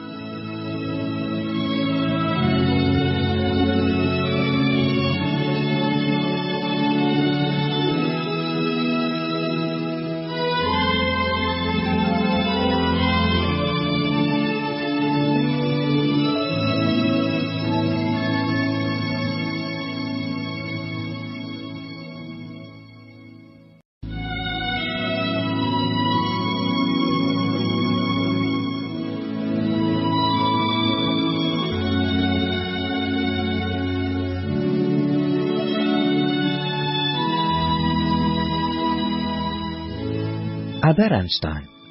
អ្នកប្រាជ្ញដែលបានរកឃើញទ្រឹស្ដីរូបវិទ្យាហើយដែលក្រោយមកនាំទៅដល់ការបង្កើតអាវុធនុយក្លេអ៊ែរតែក៏ពិតទៅគឺជាអ្នកដែលមានគំនិតប្រឆាំងនឹងសង្គ្រាមតាំងពីក្មេងរៀងមក Einstein មិនចូលចិត្តទាហានហើយធ្លាប់បានព្យាយាមគ្រប់មធ្យោបាយទាំងអស់ដើម្បីគេចចេញពីកាតព្វកិច្ចកងទ័ពរហូតទៅដល់សុខចិត្តបោះបង់សញ្ជាតិអាល្លឺម៉ង់ហើយសូមចូលសញ្ជាតិស្វីសម្យ៉ាងវិញទៀតEinstein ដែលធ្លាប់ឆ្លងកាត់ដំណើរជីវិតនៅក្នុងប្រទេសច្រើនផ្សេងគ្នា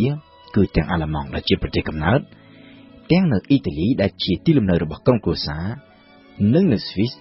ដែលជាទីកន្លែងធ្លាប់សិក្សានិងធ្វើការ Einstein តែងតែមានគំនិតបែបអន្តរជាតិនិយមហើយស្អប់បំផុតនិន្នាការជាតិនិយមទោះជាយ៉ាងណាក៏ដោយ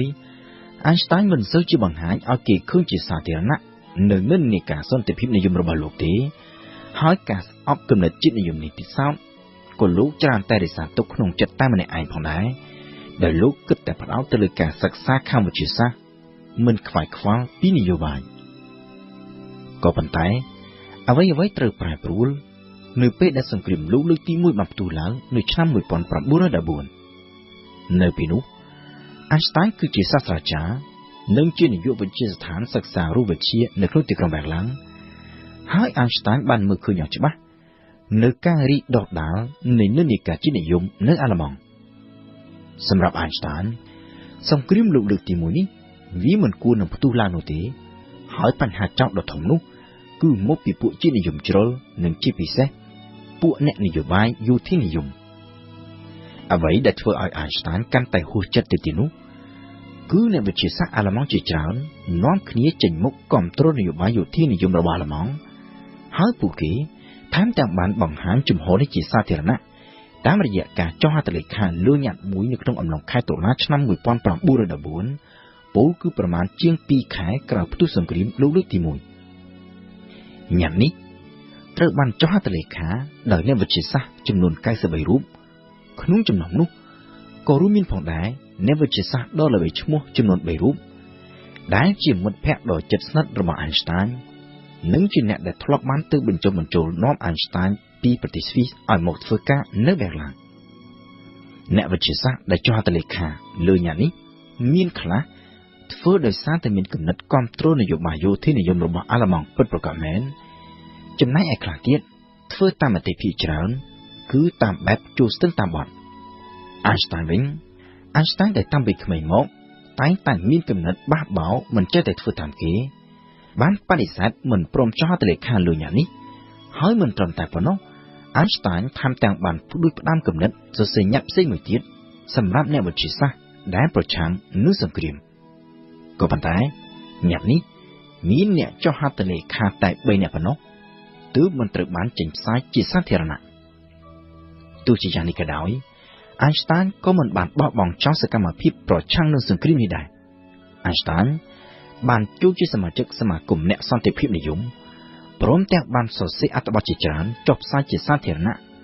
ដើម្បីបង្ហាញពីជំហររបស់លោកដែលប្រឆាំងនឹងសង្គ្រាម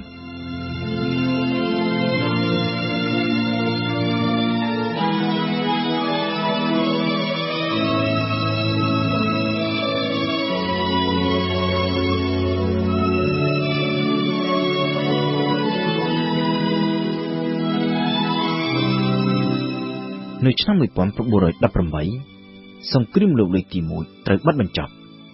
អាល្លឺម៉ង់ចាញ់សង្គ្រាមត្រូវបាត់បង់ទឹកដីជាច្រើនហើយជាងនេះទៅទៀតត្រូវបានប្រទេសមហាអំណាចឈ្នះសង្គ្រាមនាំគ្នាគៀបសង្កត់ឲ្យសងការខូចខាតដោយសង្គ្រាមទាំងនេះបានធ្វើឲ្យពួកអ្នកជាតិនិយមអាល្លឺម៉ង់នាំគ្នាចងកំហឹងនិងចងគំនុំចំពោះមហាអំណាចបរទេសជាពិសេសគឺបារាំងនិងអង់គ្លេសរីឯនៅក្នុងប្រទេសវិញពួកគេបានទម្លាក់កំហុសទៅលើពួកអ្នកសន្តិភាពនិយមនិងអន្តរជាតិនិយមថាជាអ្នកដែលបានជំរុញឲ្យអាល្លឺម៉ង់ប្រកាសចុះចាញ់សង្គ្រាមហើយជាងនេះទៅទៀតពួកគេក៏បាននាំគ្នាស្អប់ពួកយវីសផងដែរដែលចោទថាគឺជាអ្នកដែលនាំឲ្យប្រជាជាតិអាល្លឺម៉ង់ធ្លាក់ចុះដុនដាបគំនិតបែបនេះចេះតែបន្តរីកដុះដាលរហូតបង្កើតបានទៅជាចលនានយោបាយដ៏ធំមួយគឺគណបក្សណាស៊ីដែលដឹកនាំដោយហ៊ីតលែរនៅពេលនោះហើយដែល Einstein ត្រូវប្រឈមមុខនឹងគ្រោះថ្នាក់ពីព្រោះថា Einstein មិនត្រឹមតែជាជនជាតិយវីសប៉ុណ្ណោះទេតែជាជនជាតិយវីសដែលគ្រប់គ្នាស្គាល់ថាជាអ្នកដែលធ្លាប់ប្រឆាំងនឹងនយោបាយយោធានិយមរបស់អាល្លឺម៉ង់នៅក្នុងអំឡុងសង្គ្រាមលោកលើកទី1នៅក្នុងចំណោមអ្នកវិទ្យាសាស្ត្រដូចគ្នាក៏មានអ្នកស្អប់ Einstein ដែរដោយសារតែលោកជាជនជាតិយវីសមានអ្នកខ្លះជាពិសេសគឺអ្នកប្រាជ្ញខាងរូបវិទ្យានិងជាជ័យលាភីនូបែលរូបវិទ្យាឆ្នាំ1905ឈ្មោះថា Philip Lenard ថែមទាំងបានហៅទ្រឹស្ដី General Relativity របស់ Einstein ថាជាទ្រឹស្ដីវិទ្យាសាស្ត្រយវីសដែលគេមិនគួរជឿហើយបានបង្ហាញពីគំនិតចង់បន្សុទ្ធវិទ្យាសាស្ត្រអាល្លឺម៉ង់កុំឲ្យលាយឡំជាមួយនឹងវិទ្យាសាស្ត្រយវីសតែក៏ពិតគឺដោយសារតែមានអន្តរាគមន៍របស់ Philip Lenard នេះហើយទើប Einstein ត្រូវទទួលបរាជ័យមិនបានរង្វាន់ Nobel ម្ដងហើយម្ដងទៀតបើទោះបីជាលោកបានបង្កើតទ្រឹស្ដីរូបវិទ្យាសំខាន់ៗជាច្រើនដែលមិនធ្លាប់មានពីមុនទោះជាយ៉ាងណាពីដំបូងឡើយអ្វីដែល Einstein ក៏ដូចជាជនជាតិយវីសអាល្លឺម៉ង់សំខាន់ៗផ្សេងទៀតត្រូវប្រឈមមុខគឺនៅត្រឹមតែជាការវាយប្រហារដោយពាក្យសម្ដីតែប៉ុណ្ណោះអ្វីៗត្រូវប្រែប្រួលនៅក្នុងអំឡុងខែមិថុនាឆ្នាំ1922នៅពេលដែលការគំរាមកំហែងដោយពាក្យសម្ដីបានរាលដាលទៅជាការគំរាមកំហែងដល់សវត្ថិភាពខាងផ្លូវកាយ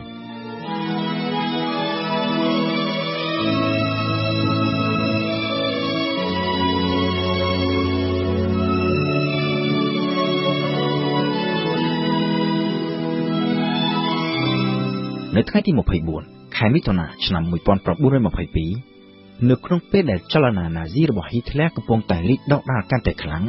ក៏ប៉ុន្តែនៅមិនទាន់បានកាន់អំណាចនៅឡើយរដ្ឋមន្ត្រីក្រសួងការបរទេសអាល្លឺម៉ង់គឺលោក Walter Rathenau ដែលជាជនជាតិយីវនិងជាមិត្តភក្តិដ៏ជិតស្និទ្ធមួយរូបរបស់ Einstein ត្រូវបានក្រុមណាស៊ីធ្វើឃាតនៅក្នុងទីក្រុងប៊ែរឡាំងនៅក្នុងពេលដែលលោកកំពុងតែធ្វើដំណើរតាមរថយន្តចេញពីផ្ទះទៅកាន់ការិយាល័យធ្វើការនៅក្នុងការស៊ើបអង្កេតលើករណីធ្វើឃាតលោក Rathenau ប៉ូលីសបានរកឃើញបញ្ជីឈ្មោះមនុស្សផ្សេងទៀតដែលក្រុមណាស៊ីបានកំណត់ថាជាចំណុចស៊ីបហើយនៅក្នុងបញ្ជីនេះគឺមានឈ្មោះ Albert Einstein ប្រឈមមុខនឹងបញ្ហាសុវត្ថិភាពផ្ទាល់ខ្លួនបែបនេះ Einstein ក៏ផ្អាករាល់ការបង្រៀនក៏ដូចជាការចូលរួមនៅក្នុងសន្និសីទនៃវិទ្យាសាស្ត្រហើយបានធ្វើដំណើរចាក់ចេញពីប៊ែរឡាំងទៅលាក់ខ្លួនមួយរយៈនៅក្នុងទីក្រុងតូចមួយក្បែរព្រំដែនជាមួយនឹងប្រទេសដាណឺម៉ាកកាលពីដំបូងឡើយ Einstein គិតចង់ចាក់ចេញពីប៊ែរឡាំងជារៀងរហូតដោយឈប់ធ្វើជាសាស្ត្រាចារ្យនិងជាអ្នកវិទ្យាសាស្ត្រហើយងាកទៅចាប់អាជីពជាវិស្វករវិញ Einstein បានប្រាប់ពីគម្រោងនេះទៅដល់អ្នកវិទ្យាសាស្ត្រមួយចំនួនផ្សេងទៀតដែលជាមិត្តភក្តិក្នុងនោះក៏មានដែរការឆ្លងឆ្លើយតាមលិខិតជាមួយអ្នកប្រាជ្ញដ៏ល្បីឈ្មោះខាងគីមីនិងរូបវិទ្យារបស់បារាំងគឺលោកស្រី Marie Curie ដែល Einstein គោរពស្រឡាញ់ចាត់ទុកជារៀមច្បងនៅក្នុងលិខិតឆ្លងឆ្លើយគ្នានេះ Marie Curie បានជំរុញឲ្យ Einstein ជំនះនៅឧបសគ្គហើយកុំបោះបង់ការងារជាអ្នកស្រាវជ្រាវខាងវិទ្យាសាស្ត្រតាមការពិតទៅ Einstein ខ្លួនឯងក៏មិនដាច់ចិត្តបោះបង់ការងារដែលខ្លួនតែងតែស្រឡាញ់ចូលចិត្តតាំងពីដើមមកនេះចង់នោះដែរម្យ៉ាងវិញទៀតនៅក្នុងសម័យកាលនោះប៊ែរឡាំងត្រូវបានគេស្គាល់ជាទូទៅនៅទូទាំងពិភពលោកថាជាសម្បុកដ៏ធំបំផុតរបស់អ្នកប្រាជ្ញខាងរូបវិទ្យាហើយដូច្នេះហើយទើបនៅទីបំផុតទៅ Einstein ក៏សម្រេចចិត្តវិលត្រឡប់ទៅធ្វើការនៅប៊ែរឡាំងវិញហើយមិនត្រឹមតែប៉ុណ្ណោះនៅខែសីហាឆ្នាំ1922តែជាមួយខែប៉ុណ្ណោះក្រោយការធ្វើឃាតលោក Rathenau Einstein ថែមទាំងបានចេញមុខជាសាធារណៈចូលរួមនៅក្នុងបាតុកម្មដ៏ធំមួយរបស់អ្នកសន្តិភាពនិយមនៅក្នុងទីក្រុងប៊ែរឡាំង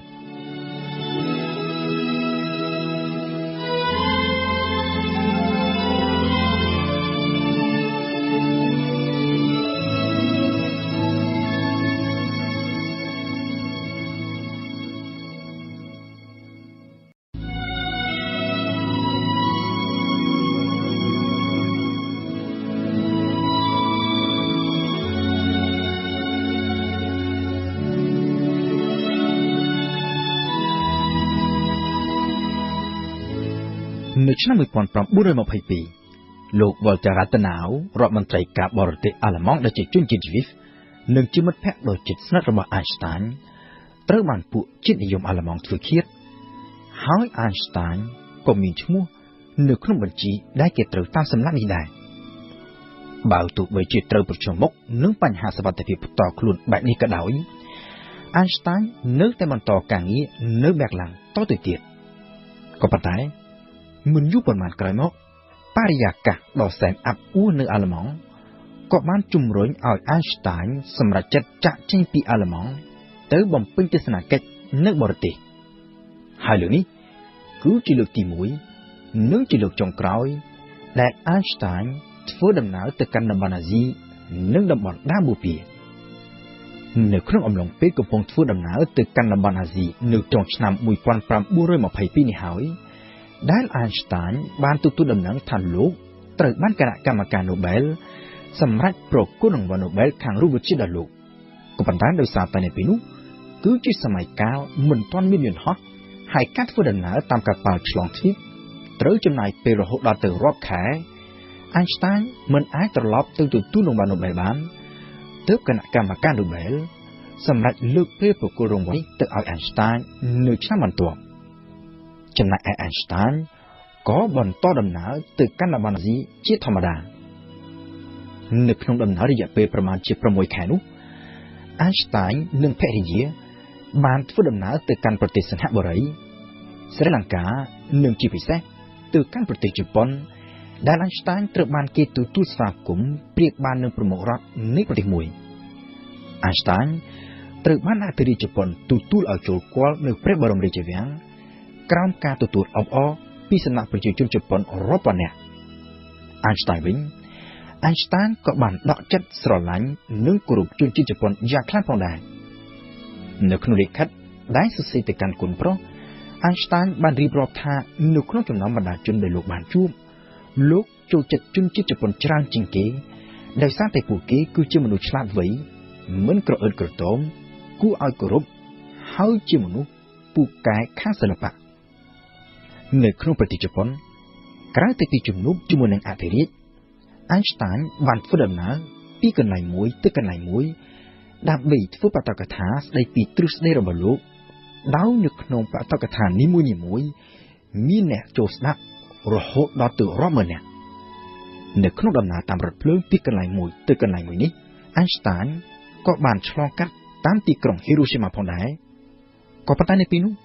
Einstein ប្រកាសជាមិនអាចនឹកស្រមៃបានទេថានៅថ្ងៃមួយទីក្រុងមួយនេះ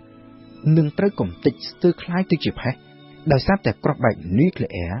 ដែលគេផលិតឡើងទៅតាមការផ្ដួចផ្ដើមគំនិតរបស់លោក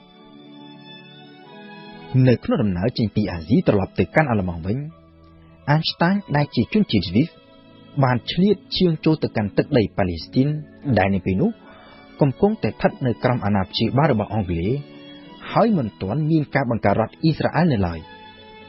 នៅប៉ាឡេស្ទីននោះក៏ដូចជានៅជប៉ុនដែរ Einstein ត្រូវបានទទួលស្វាគមន៍ដូចជាប្រមុខរដ្ឋតាមក៏ពិតទៅប្រមាណជា30ឆ្នាំក្រោយមកទៀតគឺនៅឆ្នាំ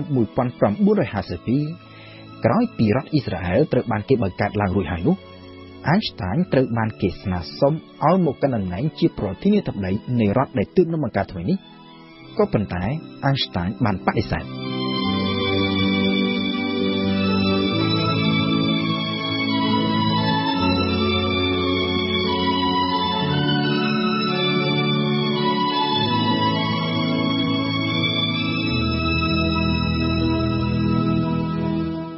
នៅពាក់កណ្ដាលឆ្នាំ1923ក្រោយពីបានធ្វើដំណើរទៅបរទេសអស់រយៈពេល6ខែ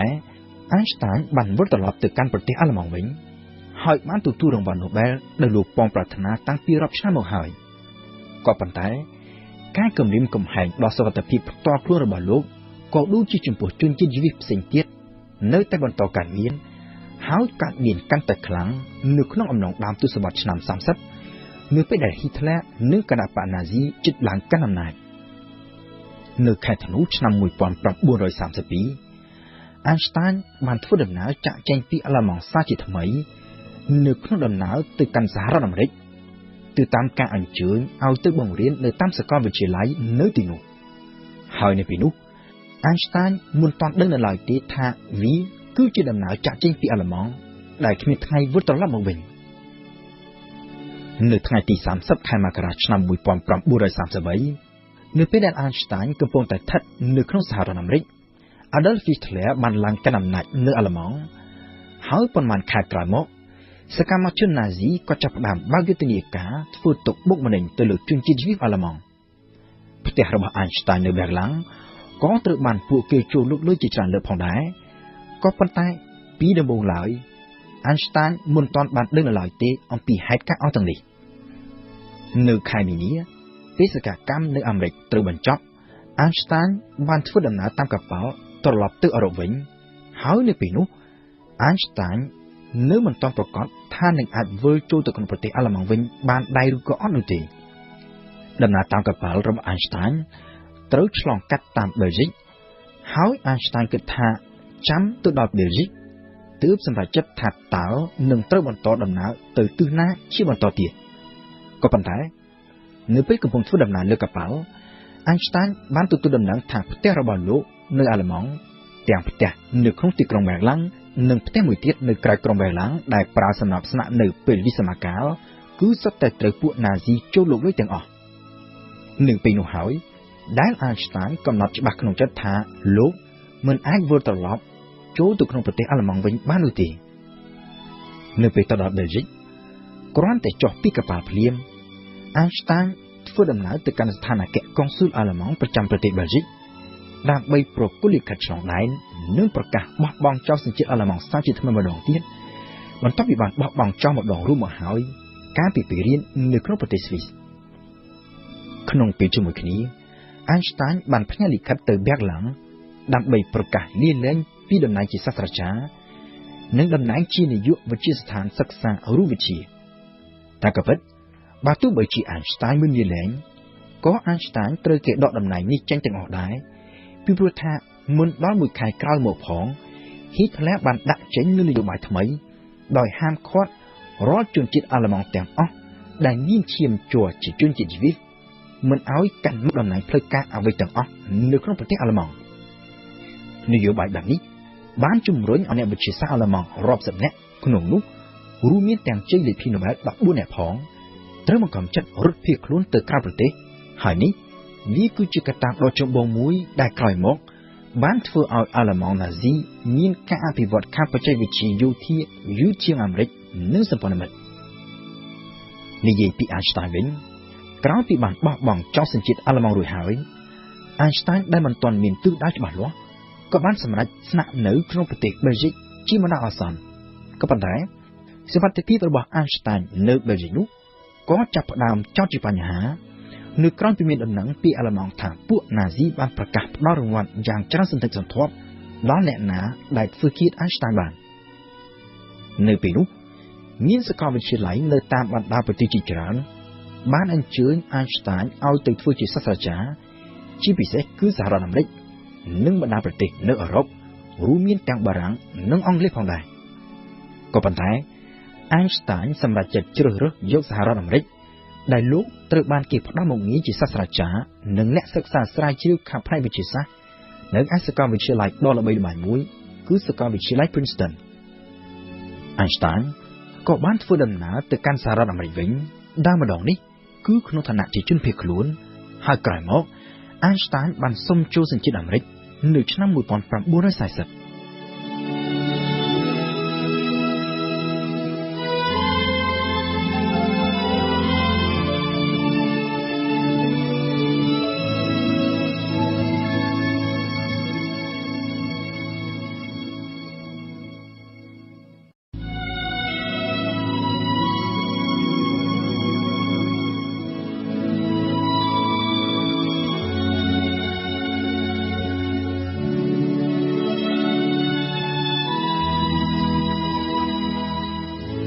រហូតមកទល់នឹងពេលបច្ចុប្បន្ននេះមានមនុស្សជាច្រើននាំគ្នាចាត់ទុក Albert Einstein ថាជាបិតានៃអាវុធនុយក្លេអ៊ែរក៏ប៉ុន្តែតាមពិតទៅទ្រឹស្ដីរូបវិទ្យារបស់ Einstein មិនមែនជាទ្រឹស្ដីដែលបង្កើតជាអាវុធនុយក្លេអ៊ែរដោយផ្ទាល់នោះទេគឺគ្រាន់តែជាទ្រឹស្ដីដែលបង្ហាញពីទំនាក់ទំនងរវាងម៉ាស់និងថាមពលទ្រឹស្ដីនេះត្រូវបាន Einstein រកឃើញនៅឆ្នាំ1905ហើយដែលសរុបជារួមតាមរយៈរូបមន្តដ៏ល្បីល្បាញនៅទូទាំងពិភពលោកមកទល់នឹងពេលបច្ចុប្បន្នគឺ E ស្មើនឹង mc ការ៉េដែលនៅក្នុងនេះ E គឺជាថាមពល m គឺជាម៉ាស់ចំណែក c គឺល្បឿននៃពន្លឺតាមរយៈរូបមន្តនេះ Einstein បង្ហាញឲ្យឃើញពីភាពសមមូលរវាងថាមពលនិងម៉ាស់ហើយលើពីនេះទៅទៀតដោយសារតែថាមពលវាគឺជាផលគុណរវាងម៉ាស់និងការ៉េនៃពន្លឺហើយពន្លឺមានល្បឿនយ៉ាងលឿនដូច្នេះម៉ាស់នៅក្នុងបរិមាណដ៏តិចតួចមួយក៏អាចបង្កើតទៅជាថាមពលដ៏សម្បើមបាននោះដែរនេះហើយជាគោលការណ៍ដែលបង្ហាញឲ្យឃើញនៅក្នុងថាមពលនុយក្លេអ៊ែរក៏ប៉ុន្តែរូបមន្តរបស់ Einstein មិនបានបង្ហាញពីរបៀបនៃការបំផ្លែងពីម៉ាស់ទៅថាមពលនោះទេហើយរឹតតែមិនបានបង្ហាញពីយន្តការនៃប្រតិកម្មនុយក្លេអ៊ែរនោះដែរតាមពិតទៅការបង្កើតអាវុធនុយក្លេអ៊ែរវាគឺជាដំណើរវិវត្តខាងវិទ្យាសាស្ត្រនិងបច្ចេកវិទ្យាដែលជាលទ្ធផលនៃការបូកបញ្ចូលគ្នានៅទ្រឹស្ដីនិងរបបកំហុសជាច្រើនរាប់ចាប់តាំងពីការរកឃើញសារធាតុវិទ្យុសកម្មដោយអ្នកប្រាជ្ញបារាំង Pierre Curie និង Marie Curie តាំងពីឆ្នាំ1898ឆ្លងកាត់តាមរូបមន្ត E ស្មើនឹង mc ការ៉េរបស់ Einstein នៅឆ្នាំ1905រហូតទៅដល់ការរកឃើញទ្រឹស្ដីទាក់ទងទៅនឹងប្រតិកម្មនុយក្លេអ៊ែរដោយអ្នកប្រាជ្ញហុងគ្រីអាល្លឺម៉ង់និងបារាំងនៅដើមទសវត្សរ៍ឆ្នាំ1930គឺប្រតិកម្មនុយក្លេអ៊ែរដែលអាចបំផ្លែងម៉ាស់ទៅជាថាមពលនិងបង្កើតជាកម្លាំងផ្ទុះនៅក្នុងយន្តការដែលគេប្រើសម្រាប់ផលិតអាវុធនុយក្លេអ៊ែរដូច្នេះបាននិយាយខាងផ្នែកវិទ្យាសាស្ត្រទ្រឹស្ដីរបស់ Einstein គ្រាន់តែជាចំណែកមួយប៉ុណ្ណោះនៅក្នុងដំណើរវិវត្តឆ្ពោះទៅការបង្កើតអាវុធនុយក្លេអ៊ែរអ្វីដែលកាន់តែសំខាន់គឺទូនាទីរបស់ Einstein ខាងផ្នែកនយោបាយនិយាយឲ្យចំគឺសកម្មភាពរបស់ Einstein នៅក្នុងការជំរុញឲ្យអាមេរិកបង្កើតគម្រោងផលិតអាវុធនុយក្លេអ៊ែរតាមរយៈលិខិតផ្ញើជូនទៅលោកប្រធានាធិបតី Franklin Roosevelt នៅឆ្នាំ1939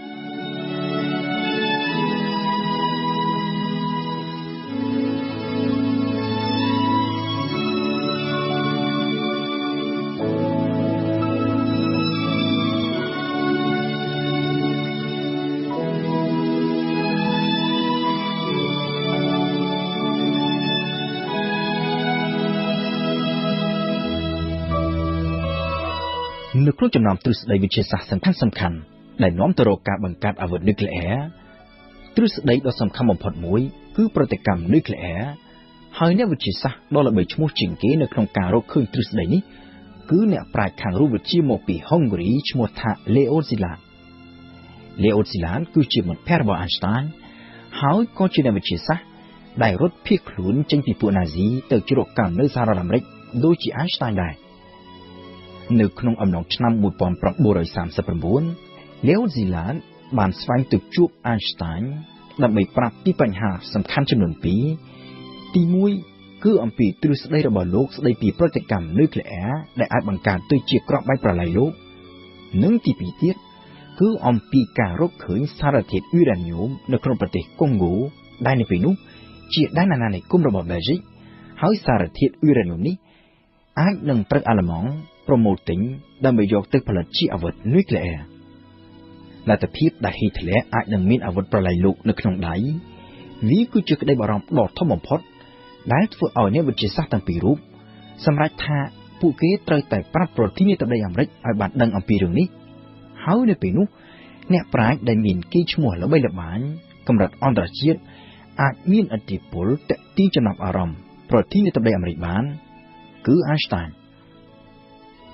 នៅខែតុលាឆ្នាំ1939នៅក្នុងពេលដែលសង្គ្រាមលោកលើកទី2ទើបនឹងឆាបឆេះឡើងនៅអឺរ៉ុបលិខិតរបស់ Einstein ត្រូវបានបញ្ជូនទៅដល់សេតវិមានហើយនៅក្នុងលិខិតនេះ Einstein បានប្រាប់លោកប្រធានាធិបតី Roosevelt ទៅតាមដំណើររឿងដូចអ្វីដែល Leo Szilard បានប្រាប់គឺលទ្ធភាពនៃការយកអ៊ុយរ៉ានីយ៉ូមទៅផលិតជាគ្រាប់បែកតាមរយៈប្រតិកម្មនុយក្លេអ៊ែរហើយក្នុងពេលជាមួយគ្នា Einstein ក៏បានលើកឡើងផងដែរថានៅក្នុងពេលនោះអ្នកវិទ្យាសាស្ត្រអាល្លឺម៉ង់ប្រហែលជាកំពុងតែសិក្សាទៅលើការផលិតអាវុធប្រភេទថ្មីនេះហើយបានជំរុញឲ្យលោកប្រធានាធិបតី Roosevelt ប្រមូលអ្នកវិទ្យាសាស្ត្រនៅអាមេរិកសិក្សាលើគម្រោងនេះដើម្បីពិនិត្យលទ្ធភាពផលិតអាវុធនុយក្លេអ៊ែរឲ្យបានមុនហ៊ីតឡែរប្រមាណជា3សប្តាហ៍ក្រោយមកលោកប្រធានាធិបតី Roosevelt បានផ្ញើលិខិតតបទៅ Einstein វិញដោយនៅក្នុងលិខិតនោះក្រៅពីបានអរគុណ Einstein លោកប្រធានាធិបតីអាមេរិកបានប្រាប់ទៅ Einstein ថាលោកបានរៀបចំឲ្យមាននៅក្រុមការងារនៃវិទ្យាសាស្ត្រដើម្បីសិក្សាលើគម្រោងផលិតអាវុធនុយក្លេអ៊ែរក្រុមការងារនេះបានជួបប្រជុំគ្នាជាផ្លូវការជាលើកដំបូងតាំងពីថ្ងៃទី21ខែតុលាដោយមានការចូលរួមពីសំណាក់នៃវិទ្យាសាស្ត្រដែលជាជនភៀសខ្លួនពីពួកណាស៊ីជាពិសេសគឺ Leo Szilard អ្នករកឃើញប្រតិកម្មនុយក្លេអ៊ែរនិងជាអ្នកដែលផ្ដួចផ្ដើមគំនិតជាមួយ Einstein ក្នុងការសរសេរលិខិតទៅលោកប្រធានាធិបតី Roosevelt ការសិក្សារបស់ក្រុមអ្នកវិទ្យាសាស្ត្រនេះហើយដែលបង្កើតចេញទៅជាគម្រោងដែលគេឲ្យឈ្មោះថា Manhattan Project ហើយដែលផលិតបានទៅជាគ្រាប់បែកនុយក្លេអ៊ែរលើកដំបូងដែលអាមេរិកយកទៅទម្លាក់លើទីក្រុង Hiroshima និង Nagasaki របស់ជប៉ុននៅឆ្នាំ1945និយាយពី Einstein ផ្ទុយពី Leo Szilard និងអ្នកវិទ្យាសាស្ត្រជាជនភៀសខ្លួនពីណាស៊ីផ្សេងទៀត Einstein មិនបានចូលរួមនៅក្នុងគម្រោងផលិតអាវុធនុយក្លេអ៊ែរនេះទេទាំងនៅក្នុងដំណាក់កាលសិក្សាដោយក្រុមអ្នកវិទ្យាសាស្ត្រនិងទាំងនៅក្នុងគម្រោង Manhattan Project នៅអំឡុងដើមឆ្នាំ1940លោកប្រធានាធិបតី Roosevelt ក៏ធ្លាប់បានស្នើឲ្យ Einstein ចូលប្រជុំជាមួយនឹងក្រុមការងារអ្នកវិទ្យាសាស្ត្រនុយក្លេអ៊ែរនេះដែរក៏ប៉ុន្តែនៅពេលនោះ Einstein បានបដិសេធតាមក៏ពិតទៅក្រោយមកទៀត Einstein មិនទាំងត្រូវបានកងទ័ពអាមេរិកអនុញ្ញាតឲ្យទទួលព័ត៌មានពីគម្រោង Manhattan Project ផងនោះទេដោយសារតែវាជាគម្រោងដែលគេលាក់ការសម្ងាត់ខ្ពស់បំផុតហើយម្យ៉ាងទៀត Einstein ត្រូវជាប់នៅក្នុងបញ្ជីខ្មៅរបស់ FBI ដោយជាប់សង្ស័យថាជាអ្នកមាននិន្នាការបែបកុម្មុយនីសក៏ប៉ុន្តែបើទោះបីជាយ៉ាងនេះក៏ដោយ Einstein នៅតែត្រូវបានសាធារណមតិជាទូទៅចាត់ទុកថាជាបិតានៃអាវុធនុយក្លេអ៊ែរនៅឆ្នាំ 1945 នៅក្រៅពីដែលគ្រាប់បែកនុយក្លេអ៊ែរទាំងពីរគ្រាប់ត្រូវបានអាមេរិកទម្លាក់ទៅលើទីក្រុង Hiroshima និង Nagasaki រដ្ឋការរបស់អាមេរិកបានចេញផ្សាយជាសាធារណៈនៅប្រវត្តិនៃការផលិតអាវុធនុយក្លេអ៊ែរដែលបានធ្វើការសង្កត់ធ្ងន់ថាចំណុចចាប់ផ្ដើមដំបូងគេបំផុតនោះគឺចេញពីលិខិតរបស់ Einstein ផ្ញើទៅលោកប្រធានាធិបតី Roosevelt នៅឆ្នាំ 1939 ក្រោយមកទៀតទស្សនាវដ្តីដ៏ល្បីឈ្មោះគឺ The Times បានចេញផ្សាយដោយដាក់រូបភាពរបស់ Einstein ធំនៅលើទំព័រមុខជាមួយនឹងរូបភាពនៃការផ្ទុះគ្រាប់បែកនុយក្លេអ៊ែរហើយចារពីលើដោយរូបមន្តដ៏ល្បីល្បាញរបស់លោកគឺ ស្មើនឹង MC ការ៉េ Einstein វិញក្រោយពីបានមើលឃើញពីវិនាសកម្មនៅ Hiroshima និង Nagasaki Einstein ចាប់ផ្ដើមមានវិប្បដិសារីដែលបានចូលរួមផ្ដួចផ្ដើមគំនិតឲ្យមានការផលិតអាវុធនុយក្លេអ៊ែរនេះឡើងហើយគំនិតសន្តិភាពនិយមបូករួមជាមួយនឹងវិប្បដិសារីនេះបានជំរុញឲ្យ Einstein ចំណាយពេលស្ទើរតែពេញនៅក្នុងដំណាក់កាលចុងក្រោយនៃជីវិតរបស់លោកធ្វើសកម្មភាពនយោបាយជាច្រើនទាមទារឲ្យបង្កើតជារចនាសម្ព័ន្ធអន្តរជាតិមួយដើម្បីគ្រប់គ្រងសភាវុធនុយក្លេអ៊ែរជៀសវាងកុំឲ្យមានសង្គ្រាមនុយក្លេអ៊ែរផ្ទុះឡើងទៅថ្ងៃអនាគត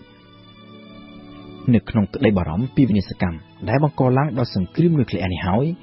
ដែល Einstein បានបន្សល់ទុកនៅពាក្យសម្ដីដ៏ល្បីល្បាញមួយឃ្លាថាខ្ញុំមិនដឹងថាតើសង្គ្រាមលោកលើកទី3គេច្បាំងគ្នាដោយប្រើសភាវុធអ្វីខ្លះនោះទេតែសង្គ្រាមលោកលើកទី4ប្រកាសជានឹងត្រូវច្បាំងដោយប្រើដំបងនិងដុំថ្មដែលនេះ Einstein ចង់មានន័យថាប្រសិនបើសង្គ្រាមលោកលើកទី3ផ្ទុះឡើងអាវុធនុយក្លេអ៊ែរអាចនឹងកំទេចភពផែនដីធ្វើឲ្យមនុស្សជាតិយើងវិលត្រឡប់ទៅរកយុគសម័យបុរេប្រវត្តិវិញជាមិនខាន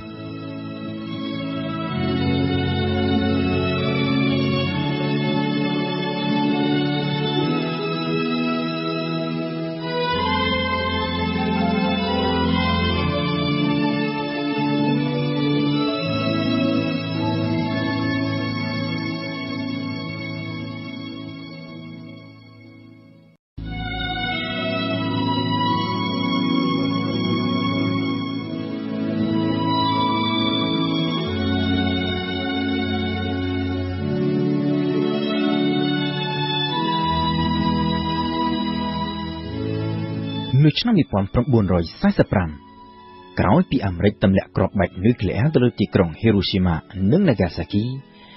គេឈ្មោះរបស់ Einstein ត្រូវបានគេស្គាល់ជាទូទៅថាគឺជាបិតានៃអាវុធនុយក្លេអ៊ែរម្យ៉ាងគឺដោយសារតែលោកជាអ្នកបង្កើតទ្រឹស្ដីស្ដីពីទំនាក់ទំនងរវាងម៉ាស់និងថាមពលនិងកាន់តែសំខាន់ជាងនេះទៅទៀតគឺដោយសារតែលោកជាអ្នកដែលបានសរសេរលិខិត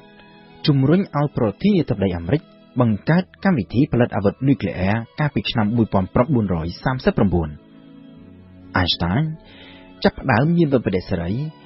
ដោយមើលឃើញពីសោកនាដកម្មដែលបង្កឡើងដោយអាវុធនុយក្លេអ៊ែរទៅលើប្រជាជនជប៉ុន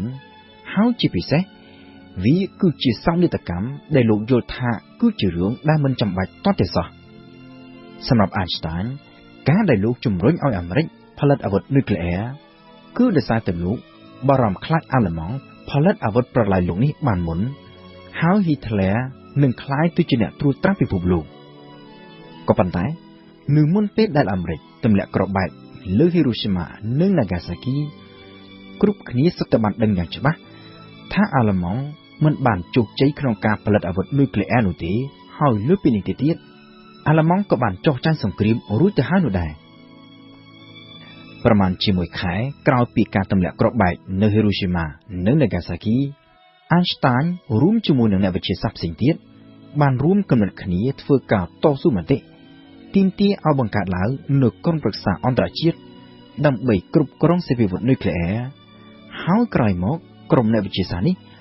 បានបង្កើតរចនាសម្ព័ន្ធជាគណៈកម្មាធិការមួយដែលមាន Einstein ជាប្រធានសម្រាប់ Einstein ការបង្កើតត្រឹមតែរចនាសម្ព័ន្ធអន្តរជាតិក្នុងទ្រង់ទ្រាយជាសមាគមនៃប្រជាជាតិដូចជាអង្គការសហប្រជាជាតិនេះ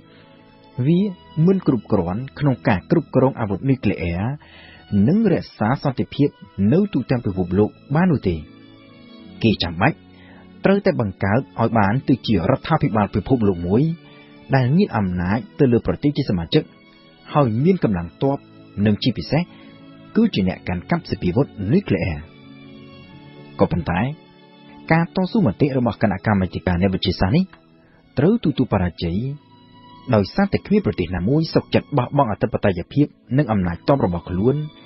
ចំណែកឯប្រទេសមហាអំណាចក៏ចាប់ផ្ដើមប្រជុំមុខដាក់គ្នាកាន់តែខ្លាំងនៅក្នុងសង្គ្រាមត្រជាក់ហើយមកទល់នឹងពេលនោះមិនមែនតែអាមេរិកមួយទេដែលផលិតបានអាវុធនុយក្លេអ៊ែរសហភាពសូវៀតហើយក្រោយមកទៀតបារាំងអង់គ្លេសនិងចិនគឺសុទ្ធតែមានអាវុធនុយក្លេអ៊ែររៀងៗខ្លួនEinstein នៅតែបន្តធ្វើសកម្មភាពប្រឆាំងនឹងអាវុធនុយក្លេអ៊ែរក៏ប៉ុន្តែបន្តិចម្ដងវាបានคล้ายទៅជាសកម្មភាពបន្ទាប់បន្សំតែប៉ុណ្ណោះដោយលោកបានងាកទៅផ្ដោតលើការងារសិក្សាស្រាវជ្រាវរបស់លោកដោយការពីមុនវិញ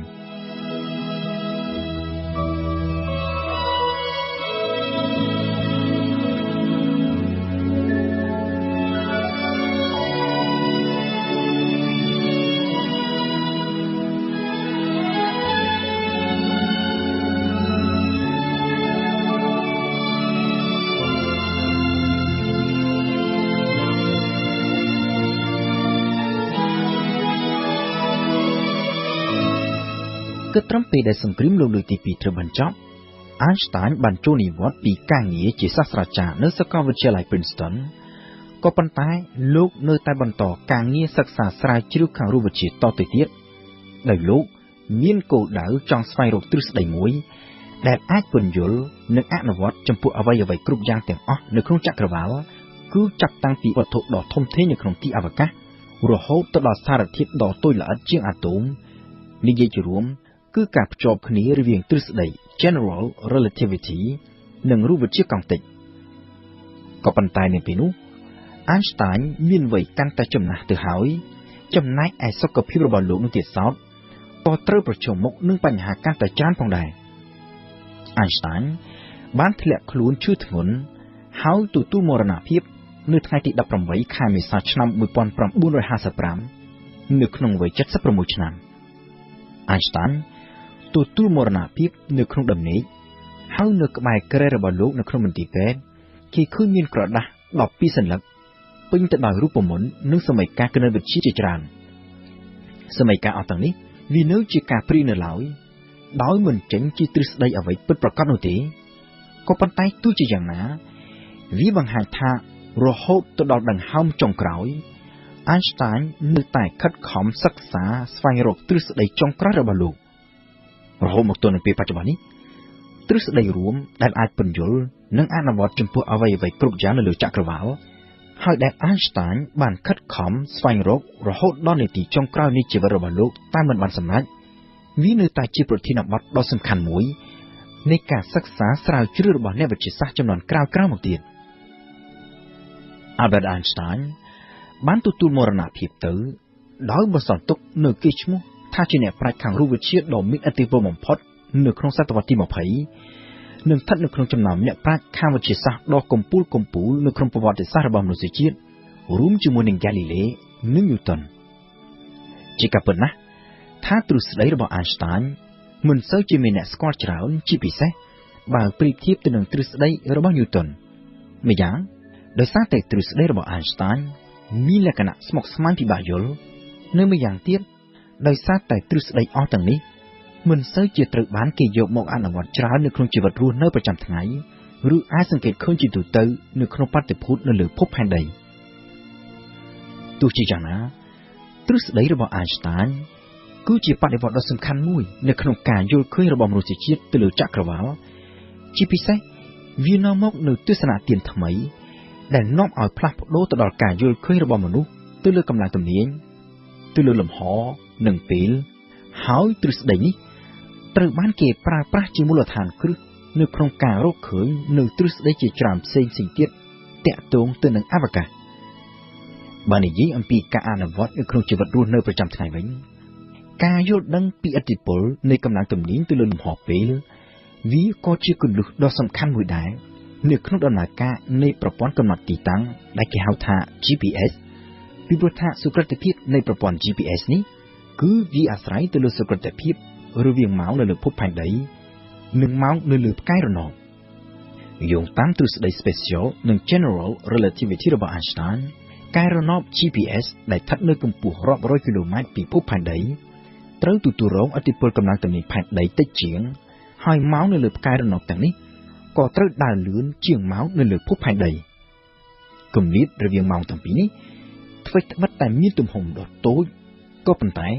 ប្រសិនបើគេមិនគិតបញ្ចូលទ្រឹស្ដី Relativity របស់ Einstein នោះទេសុក្រតិភាពនៃប្រព័ន្ធ GPS នេះអាចនឹងត្រូវប្រែប្រួលរហូតដល់ទៅរាប់គីឡូម៉ែត្រឯណោះ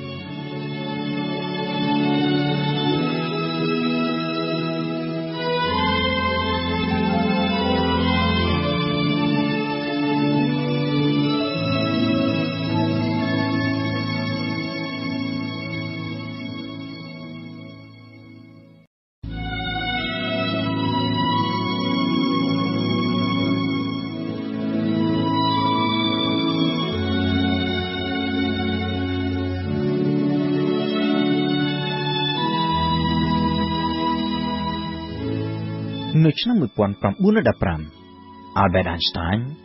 បានរកឃើញទ្រឹស្ដី General Relativity ដែលបានសរសេរចេញជាសមីការគណិតវិទ្យាដែលបង្ហាញពីទំនាក់ទំនងរវាងម៉ាស់កម្លាំងទំនាញនិងភាពកោងនៃលំហពេលក៏ប៉ុន្តែ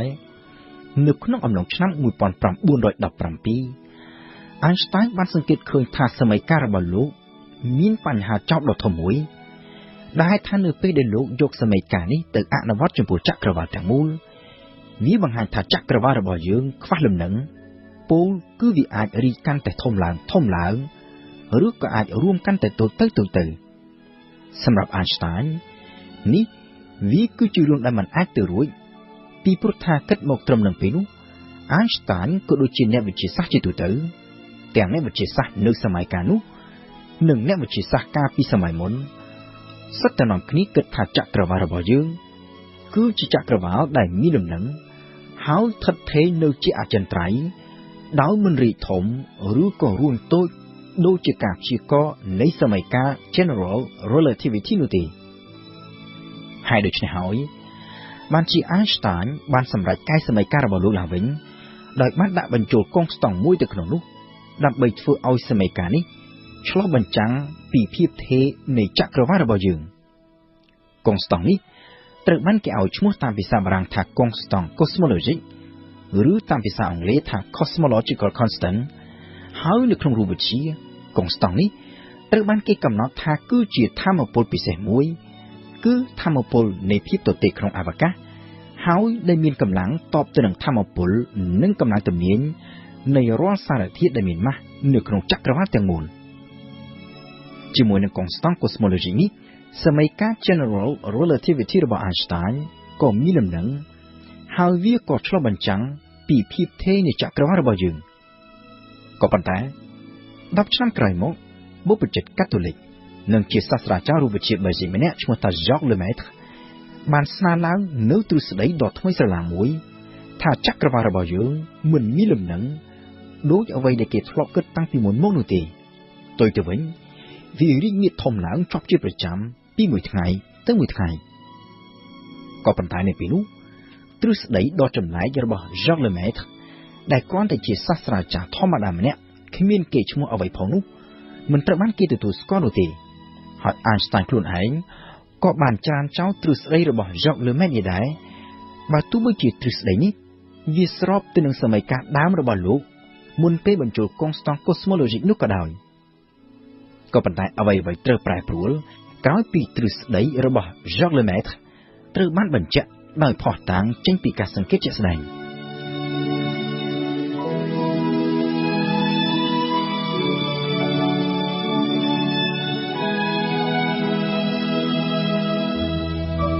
គិតមកត្រឹមទសវត្សរ៍ឆ្នាំ1920មនុស្សជាតិយើងអាចធ្វើការសិក្សានិងសង្កេតទៅលើតែផ្កាយដែលស្ថិតនៅក្នុង Galaxy Milky Way តែប៉ុណ្ណោះពីព្រោះថារាល់ផ្កាយដែលរះព្រោងព្រាតលើមេឃហ ហើយដែលជាអាចមើលឃើញដោយភ្នែកទទេគឺសុទ្ធតែស្ថិតនៅក្នុង Galaxy Milky Way នេះទាំងអស់ហើយយើងនៅមិនទាន់មានបច្ចេកវិទ្យាទំនើបដែលអាចមើលហួសពី Milky Way នេះនៅឡើយនោះទេហើយដូច្នេះហើយបានជាគេមិនអាចសង្កេតឃើញជាក់ស្ដែងពីការរីកធំនៃចក្រវាឡដោយអ្វីដែលស្មានឡើងដោយទ្រឹស្ដីរបស់ Jacques Lemaitre តែក៏ពិតទៅនៅពេលនោះមនុស្សភាគច្រើនលើសលប់គិតថាចក្រវាឡរបស់យើងនេះគឺមានត្រឹមតែក្នុង Milky Way នេះឯងដោយមិនមានអ្វីហួសពីនេះទៀតនោះទេជំនឿនេះត្រូវប្រែប្រួលនៅឆ្នាំ1925ក្រោយពីតារាវិទូអាមេរិកម្នាក់ឈ្មោះ Edwin Hubble បានធ្វើការសង្កេតដោយប្រើ telescope ប្រភេទថ្មីហើយបានរកឃើញ Galaxy ជាច្រើនផ្សេងទៀតដែលស្ថិតនៅខាងក្រៅ Galaxy Milky Way Edwin Hubble មិនត្រឹមតែរកឃើញ Galaxy ថ្មីនេះទេក៏ប៉ុន្តែនៅឆ្នាំ1929លោកបានរកឃើញថា Galaxy អស់ទាំងនេះមិនថាស្ថិតនៅទិសខាងណាគឺសុទ្ធតែមានចលនាចេញឆ្ងាយពីភពផែនដីរបស់យើងទាំងអស់ហើយនេះវាគឺជាភស្តុតាងដែលបញ្ជាក់ថាចក្រវាឡរបស់យើងមិនស្ថិតនៅថេរដូចជាការគិតរបស់យើងតាំងពីមុនមកនោះទេតែផ្ទុយទៅវិញវារីកកាន់តែធំឡើងពីមួយថ្ងៃទៅមួយថ្ងៃEinstein វិញក្រោយពីបានដឹងពីលទ្ធផលនៃការសិក្សារបស់ Edwin Hubble Einstein ក៏បានភ្ញាក់ខ្លួនហើយទទួលស្គាល់ថាចក្រវាឡពិតជារីកកាន់តែធំដូចជាការលើកឡើងរបស់ Jacques Lemaitre ហើយសំខាន់ជាងនេះទៅទៀតគឺវាស្របទៅនឹងសម័យកាលដើមរបស់លោកមុនពេលដែលលោកបញ្ចូលកុងស្តង់កូស្ម៉ូឡូជីកនៅពេលនោះហើយដែល Einstein បានលើកឡើងថាការកែប្រែសម័យកាលដើមដោយដាក់បញ្ចូលកុងស្តង់កូស្ម៉ូឡូជីកនេះវាគឺជាកំហុសឆ្គងដ៏ធំបំផុតនៅក្នុងជីវិតរបស់លោក Einstein ក៏បានលុបកុងស្តង់កូស្ម៉ូឡូជីកនេះចេញហើយវិលត្រឡប់ទៅរកសម័យកាលដើមរបស់លោកវិញក៏ប៉ុន្តែនៅពេលនោះលោកប្រកាសជាមិនទាន់ដឹងនៅឡើយទេថាកំហុសឆ្គងដ៏ធំនៅក្នុងជីវិតរបស់លោកនេះក្រោយមកនឹងក្លាយទៅជាប្រធានបទនៃការសិក្សាស្រាវជ្រាវលើទ្រឹស្ដីថ្មីដ៏សំខាន់ហើយកុងស្តង់កូស្ម៉ូឡូជីកដែលលោកបានលុបចោលអាចជាប្រភេទថាមពលដែលអ្នកវិទ្យាសាស្ត្រកំពុងសិក្សាដែលគេឲ្យឈ្មោះតាមភាសាអង់គ្លេសថា Dark Energy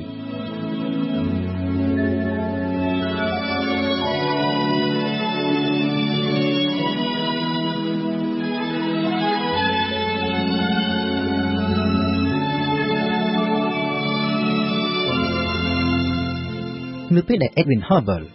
រកឃើញថា Galaxy ទាំងអស់សុទ្ធតែមានចលនាចេញឆ្ងាយពីភពផែនដី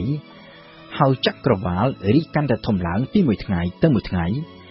អ្នកវិទ្យាសាស្ត្រជាទូទៅនាំគ្នាគិតថាអត្រានៃការរីកមាឌនៃចក្រវាឡនេះនឹងត្រូវថយចុះបន្តិចម្ដងមកវិញដោយសារតែមានទំនាញពីកម្លាំងទំនាញសកលក៏ប៉ុន្តែនៅពេលដែលអ្នកវិទ្យាសាស្ត្រអាចអភិវឌ្ឍបច្ចេកវិទ្យាបានកាន់តែទំនើបហើយផលិតបាននៅ telescope ដែលអាចមើលឃើញកាន់តែឆ្ងាយគេបានជាសង្កេតឃើញផ្ទុយស្រឡះពីអ្វីដែលគេធ្លាប់គិតនេះទៅវិញនៅថ្ងៃទី24ខែមេសាឆ្នាំ1990 telescope ប្រភេទថ្មីទំនើបបំផុតមួយដែលគេដាក់ឈ្មោះថា Hubble ដែលយកតាមឈ្មោះលោក Edwin Hubble ត្រូវបានទីភ្នាក់ងារអវកាស NASA របស់អាមេរិកបង្ហោះដាក់ទៅក្នុងតារាវិថីជុំវិញភពផែនដីដោយសារតែការប្រើបច្ចេកវិទ្យាថ្មីទំនើបហើយម្យ៉ាងទៀតនៅក្នុងតារាវិថីមិនមានការរំខានពីសំណាក់បរិយាកាសនៃភពផែនដី Telescope Hubble អាចឲ្យគេឆ្លុះមើលឃើញបានឆ្ងាយហើយរកឃើញ Galaxy ថ្មីគិតជាសរុបរហូតដល់ទៅជាង 5000 ដល់ខ្លះស្ថិតនៅចម្ងាយរហូតដល់ទៅជាង 13,000 លានឆ្នាំពន្លឺពោលគឺគេអាចសង្កេតមើលឃើញនៅស្ថានភាពនៃចក្រវាឡដែលទើបនឹងចាប់កំណើតឡើងក្រោយ Big Bang កាលពី 13,700 លានឆ្នាំមុននៅឆ្នាំ1998ការសិក្សាតាមរយៈ Telescope Hubble ទៅលើ Galaxy ដែលនៅឆ្ងាយបានបង្ហាញថាកាលពីពេលមុនដ៏យូរលង់ចក្រវាឡរបស់យើងមានចលនារីកមាឌនៅក្នុងអត្រាយឺតជាងពេលបច្ចុប្បន្ននេះឆ្ងាយណាស់នេះធ្វើឲ្យគេសន្និដ្ឋានថាចលនារីកមាឌនៃចក្រវាឡវាមិនបានថយចុះដោយសារតែមានទំនាញនៃកម្លាំងទំនាញសកលនោះទេតែផ្ទុយទៅវិញគឺរឹតតែមានស្ទុះកើនឡើងទៅវិញដែលនេះធ្វើឲ្យអ្នកវិទ្យាសាស្ត្រនាំគ្នាគិតថាវាពិតជាមានកម្លាំងអ្វីមួយដែលខ្លាំងលើសកម្លាំងទំនាញសកលហ ហើយដែលធ្វើឲ្យចក្រវាឡត្រូវរីកមាឌកាន់តែធំហើយកាន់តែលឿនបែបនេះរហូតមកទល់នាពេលបច្ចុប្បន្នបាតុភូតនេះនៅតែជាអាចកំបាំងដ៏ធំមួយក៏ប៉ុន្តែអ្នកវិទ្យាសាស្ត្រជាច្រើននាំគ្នាគិតថាកម្លាំងដែលលុបលើកម្លាំងទំនេរសកលហើយដែលធ្វើឲ្យចក្រវាឡរីកមាឌកាន់តែធំនេះគឺកើតចេញពីថាមពលនៃភាពទទេនៅក្នុងចក្រវាឡជាប្រភេទថាមពលដែលគេមិនអាចសង្កេតមើលឃើញបានហើយដែលគេឲ្យឈ្មោះថាថាមពលងងឹតឬ dark energy ហើយថាមពលនៃភាពទទេក្នុងអវកាសនេះគឺវាត្រូវគ្នាទៅនឹងកុងស្តង់កូស្ម៉ូឡូជីកដែល Einstein ដាក់បញ្ចូលទៅក្នុងសម័យកាលរបស់លោកក៏ប៉ុន្តែក្រោយមកបានលុបចេញទៅវិញដោយយល់ថាវាគឺជាកំហុសឆ្គងដ៏ធំបំផុតនៅក្នុងជីវិតរបស់លោកសប្តាហ៍នេះអ្នកវិទ្យាសាស្ត្រនៅមិនទាន់រកឃើញភស្តុតាងដែលអាចបញ្ជាក់ឲ្យបានច្បាស់លាស់នៅសមិទ្ធកម្មណាមួយនៅឡើយទេក៏ប៉ុន្តែប្រសិនបើចុងក្រោយទៅគេអាចបញ្ជាក់ថាថាមពលងងឹតវាគឺពិតជាកុងស្តង់កូស្ម៉ូឡូជីកមែននោះ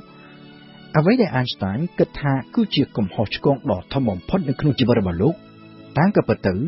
វាគឺជាធាតុផ្សំដ៏ចម្បងបំផុតមួយនៃចក្រវាឡរបស់យើង